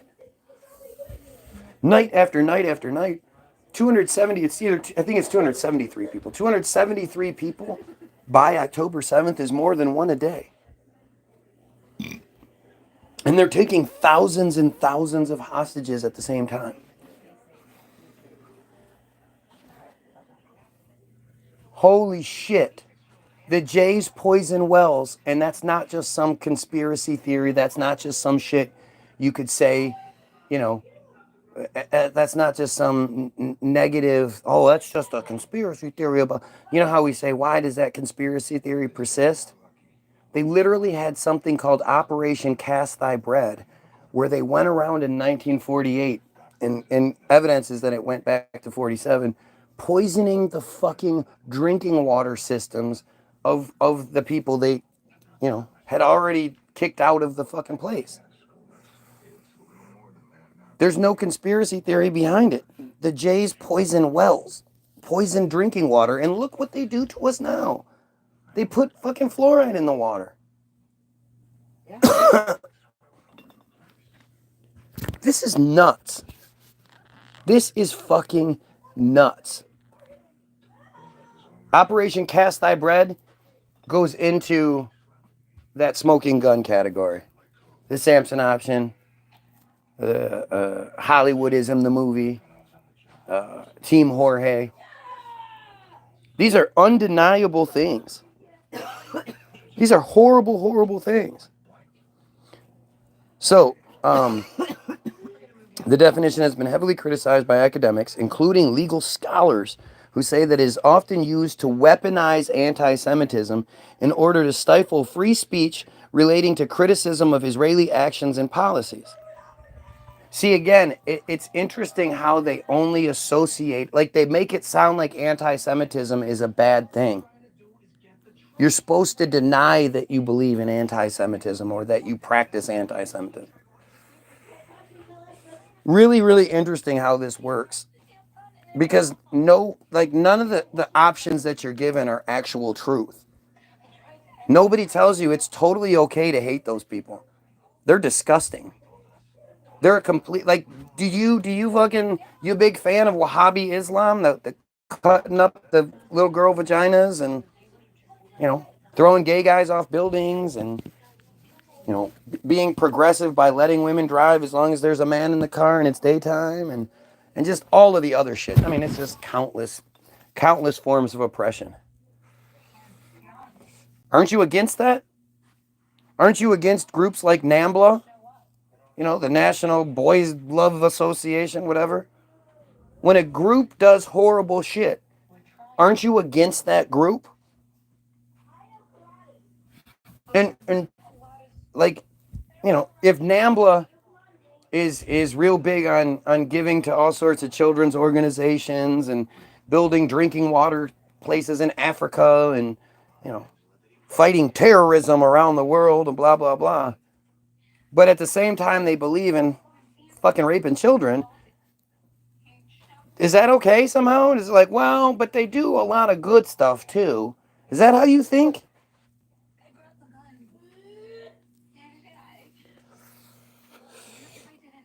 Yes, I'll take all your money, for sure. Go to www.the-bilderberg-group.com. The link will be in the description after the fact. And go get your free download. But you, when it asks how much you want to put in there, put all your money in there. That's what you should do. I'm a Jay, come get me. I wish I could. Oh my God. Man, how I wish I could. Just round all you pussy cowards up and fucking throw you into Israel and be like, all right, good luck. Man, what I wouldn't give. Spit in every single one of your faces, too. Big old loogies. I'd have to do it in different shifts because I wouldn't be able to just keep loogieing it. But still. You guys are horrible. You know, again, not a single one of you is denying cutting and sucking baby penises. That's some horrible shit. Horrible shit. All right. High-profile controversies took place in the UK in 2011 within the University and College Union and within the Labour Party in 2018. The definition has been contested for weaknesses that critics say lend themselves to abuse. What? Wouldn't you know if I was? For the third time? For obstructing campaigning for the rights of Palestinians and for being too vague. Kenneth S. Stern, who contributed to the original draft, has opposed the weaponization of the definition on college campuses in ways that might suppress and limit free speech. Yeah, but that's not what's happening. What's happening is the children of the richest, most powerful people in the world who send their kids to Harvard and Yale and Columbia and all that, and it's still happening. Don't get it twisted. Those kids are getting arrested for doing a constitutionally protected activity, for speaking out against genocide in a different country. They're being arrested here in the United States. Are you kidding me? The controversies over the definition led to the creation of the Jerusalem Declaration on Anti-Semitism and the Nexus document, both of which expressly draw distinctions between anti-Semitism and criticism of Israel. Just the fact that all of this shit even exists in the first place should tell you something. Do you guys know about the committees about with Christianity and the what's the anti-Christianity term? What's the anti-Semitism for Christianity? Is there one? Background. The Commission on Racism and Xenophobia, CRX. I wonder how much other racism and xenophobia that organization, that commission deals with. Because they clearly don't care about the racism and xenophobia that went against the Palestinians, both Christian and Muslim, but Palestinians themselves. Like what? It's like a joke. When you claim to be part of an organization that's against racism or any kind of shit like that, and you're saying nothing about what's happening to the Palestinians, you're a piece of shit. also known as Kahn Commission, was established in 1994. The CRX, that's the Commission on Race, was transformed into the European Monitoring Center on Racism and Xenophobia. Gosh, I wish they'd come here. I wish the European Monitoring Center on Racism and Xenophobia would come have a conversation with me. The EUMC, by council regulation, blah, blah, blah, on June 2nd, 1997, and commenced in June of 1998. Its mandate was to monitor different forms of racism and xenophobia. How?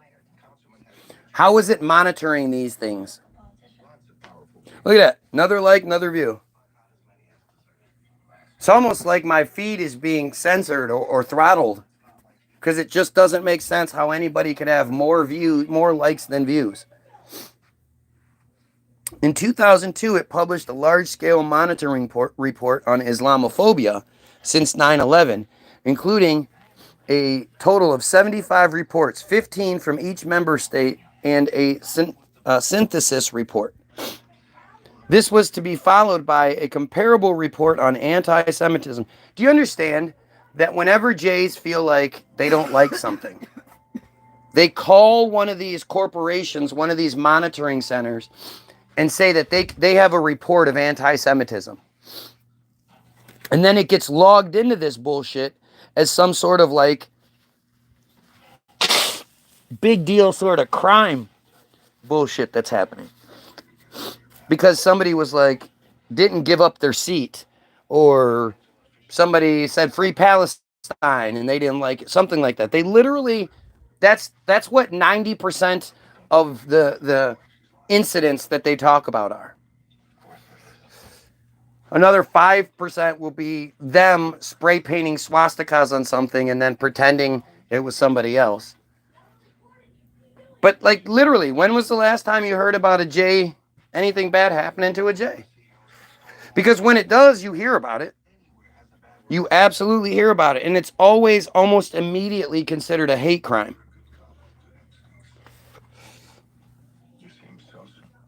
This was to be followed by a comparable report on anti-Semitism. The report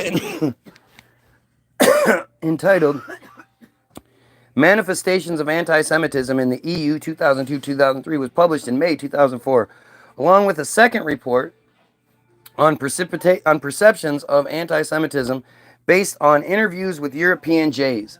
The anti-Semitism report was based on data collected by the 15 contact points of EUMC's monitoring network, RAXN, then the robustness of the data evaluated by an independent researcher, Alexander Pollock. You know what's funny?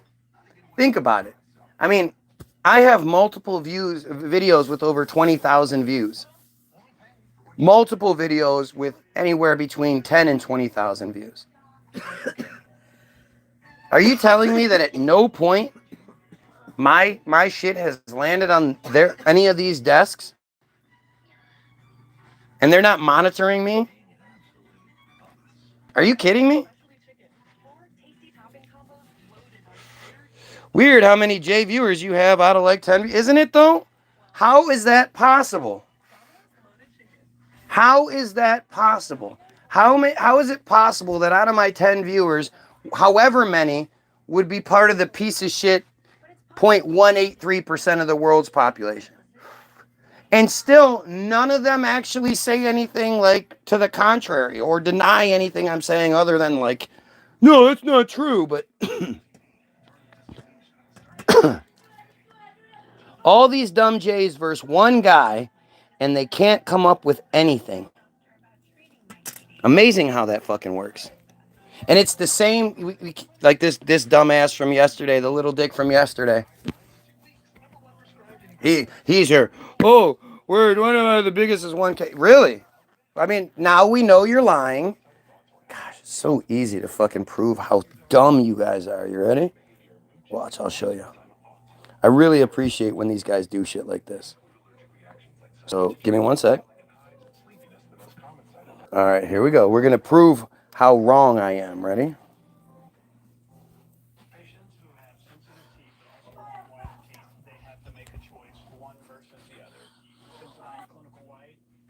Oh shit, I can't. Let's see. All right, here we go. So we'll go video, go lives. Okay, so here you go. All right, you guys can see that right here. We'll even do it so you guys can see it. Okay, so we have 7.8 thousand. There's there's 3.5, 11,000, 14,000, 7.9, 100, 400, 4.2, 12,000. 1.5, 7.9, 4.9, 1.4, 7.4, 4,000, 4,000, 57, 61, 12,000, 9,000, 4.9 thousand, 12,000, 1.8 thousand, 2.2 thousand, 5.5, 3.3, 2.2, 13, 5.6, 18,000. 4.4. So do I have to keep going? I don't think I have to keep going. I love when people say shit that's easy to debunk like that. You know, I'm in my mom's basement, so all I got to do is look out the window and just stupid shit. But something like that shows you what this person is willing to do. This person is willing to say anything but address what I'm talking about. And even they're kind of addressing what I'm talking about. I don't think up. Oh, I don't think up. Blah blah. So they're acknowledging that they clearly hear what I'm saying, and if they could debunk what I'm saying, they would. Right? He's saying, "Oh, I'm trying to debunk you. I can only see it." But then I go and I show you how different this is. I show you how stupid they are, undeniably. You can't deny that. And yet this person is, this zero credibility. You have zero credibility at that point. This is the little dick white guy from yesterday that's mad about him having a little dick. When I'm like, look, dude, if you got a little dick, it's okay. Just be better at what you do. That's all. Be okay with her having toys. Be okay. Get your face game on point. Do all those things to make up for your deficiencies. Any acts or attitudes that are based on the perception of a social subject, individual, group, institution, or state, as the deceitful, corrupt, conspiratorial, etc. J. The report included a section on definitions, which concluded that by proposing this definition. This is the definition. Think about this. Why do they have to change the definition of the word? Why would the word exist for all this time and sort of address what's being said? Like the anti-Semitism has often been known as this idea that was against the Jays and blah, blah, blah. But it's more important that you know what Semitism is than anything else. But you have to ask, like, why would they need to change it? Why would it be something that is so constantly under the change? Like, you don't see this with black people. You don't see this with racism towards anybody in this country. The only people that they're constantly trying to create new ways that we're not allowed to talk about them by calling it anti-Semitism or some sort of, ad hominem term. I like it. I know something now. They're the only ones that get away with it. The report also explored the question of when anti-Zionist or anti-Israel express. See, look I love when they do the thing where they do like similar shit.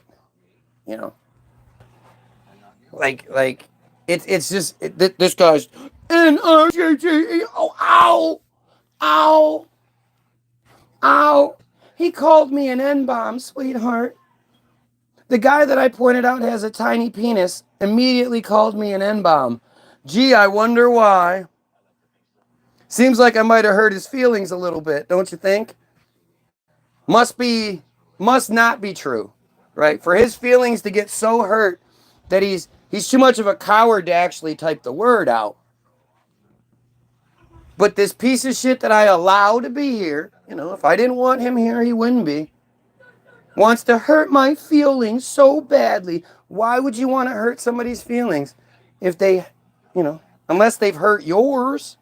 Your feelings hurt. I'm sorry you have a tiny penis. That sucks, doesn't it? I should know. The report also explored the question of when anti-Zionist or anti-Israel expression might be anti-Semitic. pp. 13 and 14. And highlighted the need to develop a common EU definition in order to collect and compare incidents across countries. pp. 25 through 29. Assuming that's pages or paragraphs. I think it's pages. In December 2003, the Center for Research on Anti-Semitism, think about that. Who works at the Center for Research on Anti-Semitism? Who pays those people? I would assume those are a government organization that is then paid through tax dollars. Let's see.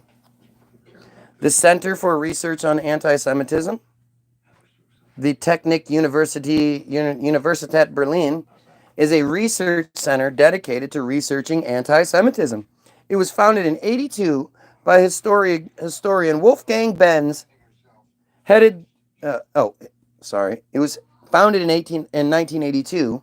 Historian Wolfgang Benz headed the institute from 1990 to 2011. Historian Moshe Zimmerman considers Heinz Galinsky, president of the Central Council of Jays in Germany, and Rolf Berger, president of the Technik Universität Berlin, as the founding fathers of the center. According to Zimmerman, Galinsky saw the 40th anniversary of the Kristallnacht pogrom in 1978 and the gap in the systematic study of anti-Semitism as the ideal time to launch an academic research center. You don't just do that. You don't just go, you know what?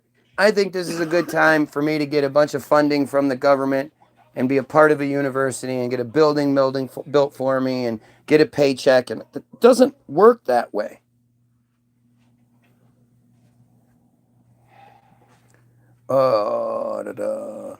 Berger approached Mayor of West Berlin, Dietrich Stobe, who was keen to support as a sign of solidarity with the J community in Germany. Why? After an initial faculty meeting in November 1978, the university struggled to establish the center. The Center for Research on Anti-Semitism, ZFA, was officially established in 1982. So, in November, so at the end of 78, the university struggled to establish the center. But in 82, it was established. We just yada-yada. Founding director Herbert A. Stoss gave his inaugural address on November 9, 1982, called Research on Anti-Semitism as a Science. It is a science. According to Zimmerman, Strauss followed the historical methods of prejudice research in the United States and Great Britain, which emphasized the uniqueness of anti-Semitism. I wonder what that uniqueness is. That it's fucking completely made up and bullshit and totally, like, it's a good thing. It's an absolute good thing for you to oppose this fucking disgusting monster cult.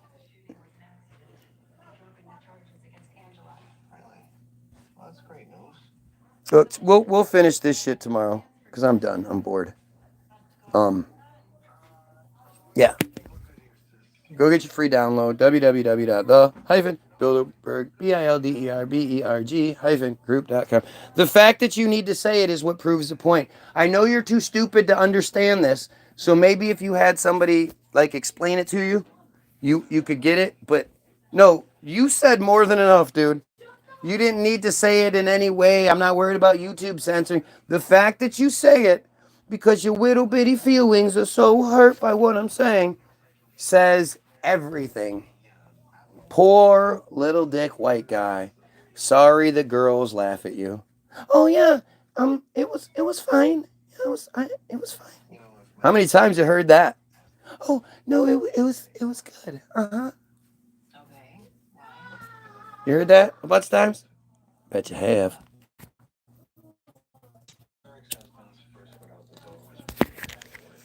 I said it's cause apparently I'm freaking out. Look at me. This guy's validating everything I'm saying. This guy's making my point for me. Go get your free download. Have a great day. All you fucking dumbasses, I'll see you tomorrow.